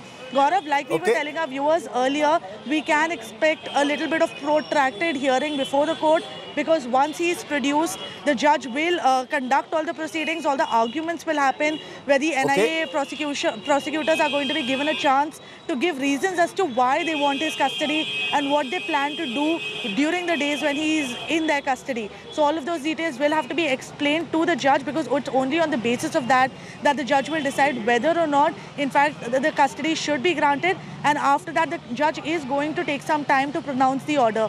The order will have to be pronounced today, Gaurav, and that is mainly because if NIA needs to keep him in custody for longer than 24 hours, they need to have a court order in their favor. So absolutely, because the world is watching this case. The world is watching this case, and we want full transparency. We want the world to know, like India gave a free and fair trial to Ajmal Amir Kasab. Of course, many were upset with reports that he was fed biryani and kept in that AC Anda cell at the Arthur Road jail. Be that as it may, let there be a fair trial so that Pakistan continues to get exposed. Let every bit of information about Pakistan's involvement in this radical Islamist terror that is spreading in our country come out in public domain. And before I come to Akshita, I want to read out some of the charges against Tahawwur Hussain Rana, this Pakistani-Canadian terrorist. So he plotted 2611 Mumbai terror attacks from 2005 onwards, incidentally. And there's some details I'm adding. He provided the blueprint. So this man, Tahawwur Hussain Rana, with David Coleman Headley, had the blueprint that helped Lashkar-e-Taiba, Hafiz Mohammed Saeed, who said, carry out reconnaissance in multiple Indian cities, because it's not just one terror attack. They wanted to continue to bleed India. And on India Today, we'll also play out, one response of Hafiz Saeed, which was captured at Muridke, where he said, Ek Mumbai kya hota hai? Ek Mumbai kya hota hai? They wanted to continue to bleed India. Had Balakot not happened, had India not bombed Pakistan, perhaps many more 2611s would have happened, like they did after 2611, when India was targeted, whether it's Zaveri Bazar attack, German Pune bakery attack, Pathankot, Pulwama, Udhampur, Samba, Kathua, so many terror attacks took place. But anyway, I want to now come to the next point. Aided the 2008 Mumbai terror attacks. He directly funded it, provided logistics, provided cover. He was a part of that criminal conspiracy. And there's a charge of waging war against the Indian state against Tahawwur Hussain Rana. Murder. 166 innocent people from over a dozen countries, including United States of America, Israel, many European countries and India, were killed in the 2611 Mumbai terror attacks. He facilitated the travel of one of the key plotters, which is David Coleman Headley, and those details will also come out in public domain. There's so much evidence, and a lot of this evidence was in that Chicago federal court. We'll get you that evidence too. He helped conspirators based in Pakistan, and it's not just Hafiz Mohammed Saeed and Major Iqbal. There are many more. I quickly want to cut across to Amit Bharadwaj, who joins us live from the airport. Amit, take it away. Tell us what's happening at the airport. Amit. Gaurav, we are getting you these visuals from the Palam facility. The traffic has been stopped. The regular traffic has been stopped by the security forces. The gate is open, and the Delhi Police's first vehicle is out of the Palam facility. Right there, you can see the carcades coming out. There could be a possibility of some other carcade. This is not the one we have been waiting for. This is an secure armed forces carcade which has just left, but be assured that the security has been beefed up at the Palam facility, and what we are given to understand that the final round of paperwork is being done. General Anil Chauhan, that is CDS Anil Chauhan, who's just crossed. You saw 4 stars on that vehicle. It is the Chief of Defence Staff. Okay, so the traffic had been stopped because the CDS is also returning to Mumbai. Earlier today in the afternoon, it was Raksha Mantri Rajnath Singh who was returning from the Defense Services Staff College, where he delivered a very, very important lecture for future commanders of the Indian Armed Forces. That was Rajnath Singh, Raksha Mantri, in the afternoon. And right now, it is Chief of Defense Staff, General Anil Chauhan, who is just crossed that Palam technical area. General Anil Chauhan is also a 4-star general, but the difference in the color that you noticed, it was a darker shade of maroon in that vehicle, in the badges, in the plate that you saw, which had 4 stars, and that 4-star plate is of a 4-star general, which is only either the Armed Forces Chiefs or the Chief of Defense Staff, first amongst equals. But let me get back to the charges against Tahawwur Hussain Rana. Forgery, it's a very important charge. Cheating, that's a charge against him, and we will get you all these details. Helped conspirators in Pakistan, facilitated 26/11 Mumbai terror attacks. And Akshita, all of this shows this was a plan that was in the works since 2005. It was a very, very long plan. 2005 onwards, these people were plotting to burn India, and not just one city, Mumbai, but Kochi, Pushkar in Rajasthan, Haridwar, Hapur, Agra. This man had travelled across the length and breadth of our country, Akshita. Very, very true, Gaurav. You know, this was a plan to go ahead and perpetrate terror attacks across the country. I'll just get you a quick update from here, from the NIA headquarters, where security has been completely also beefed up. You're seeing increased barricading. So, I mean, this is based and completely just conjecture right now, because there's no official statement from the agencies. But looking at what we're seeing right now and what our reporters have been telling us, Gaurav, it looks like directly from the Palam airport, we're going to see Tahawwur Rana being taken to the Patiala House Court, the special NIA court there, for a hearing, and then in all likelihood he will be brought here to the NIA headquarters. So it doesn't look like he'll be taken to Tihar. Most likely here is where he'll be spending his first night here in the country. As far as Tahawwur Rana's terror links are concerned, Gaurav, he and David Headley reportedly were childhood friends. Then they got together in America, in Chicago, which is where he was based. He had a number of immigration companies and a slaughterhouse that he had set up. So he was a businessman in Chicago, with links, of course, to the Pakistan Army, which you've been talking about, that he served as a doctor in the Pakistan Army. Now, at the behest of the ISI, David Headley conducted all of these recce's. We know Tahawwur Rana also repeatedly travelled to India, including to Mumbai, where he stayed at the Taj Hotel with his wife. But David Headley, how was he allowed into India? He got his visa courtesy Tahawwur Rana. He managed to find places, accommodation to stay courtesy Tahawwur Rana. So all of this was done by Rana. Even his alibi, Headley's alibi, was given by Tahawwur Rana. Essentially, he was told by Tahawwur Rana, pretend you're setting up an immigration office, part of my organization in Mumbai. So it's with that excuse that David Headley managed to get visa, and then get another one, and keep getting extensions as well, to conduct all the extensive recce's that were conducted, based on which Tahawwur Hussain Rana and David Headley went ahead and provided all information to the ISI, to the Lashkar-e-Taiba, and then this entire terror plot was hatched. Mind you, Gaurav, what was Tahawwur Rana serving a 14-year sentence for in America? It was because they were plotting another terror attack in 2005 in Copenhagen, in which the plan was to target a Danish newspaper that had put out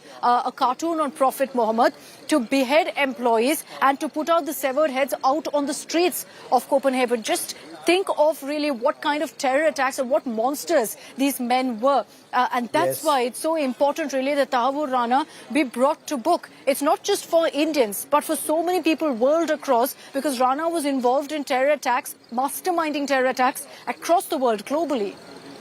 And this is something that the world must know, that these were Lashkar-e-Taiba sleeper cells in Canada and in the United States of America, plotting terror attacks even in Europe, carrying them out even in India. So for them, everybody who's not practicing their religion is fair game. And perhaps these are some of the aspects, Srishti, that will come out in court. And I believe security is being strengthened very extensively where you are, Srishti. So all indications, he will be produced in court, and not via video conferencing, but in person. That too sends out a very different message. The judge can see him before action, the next course of action is taken, Srishti.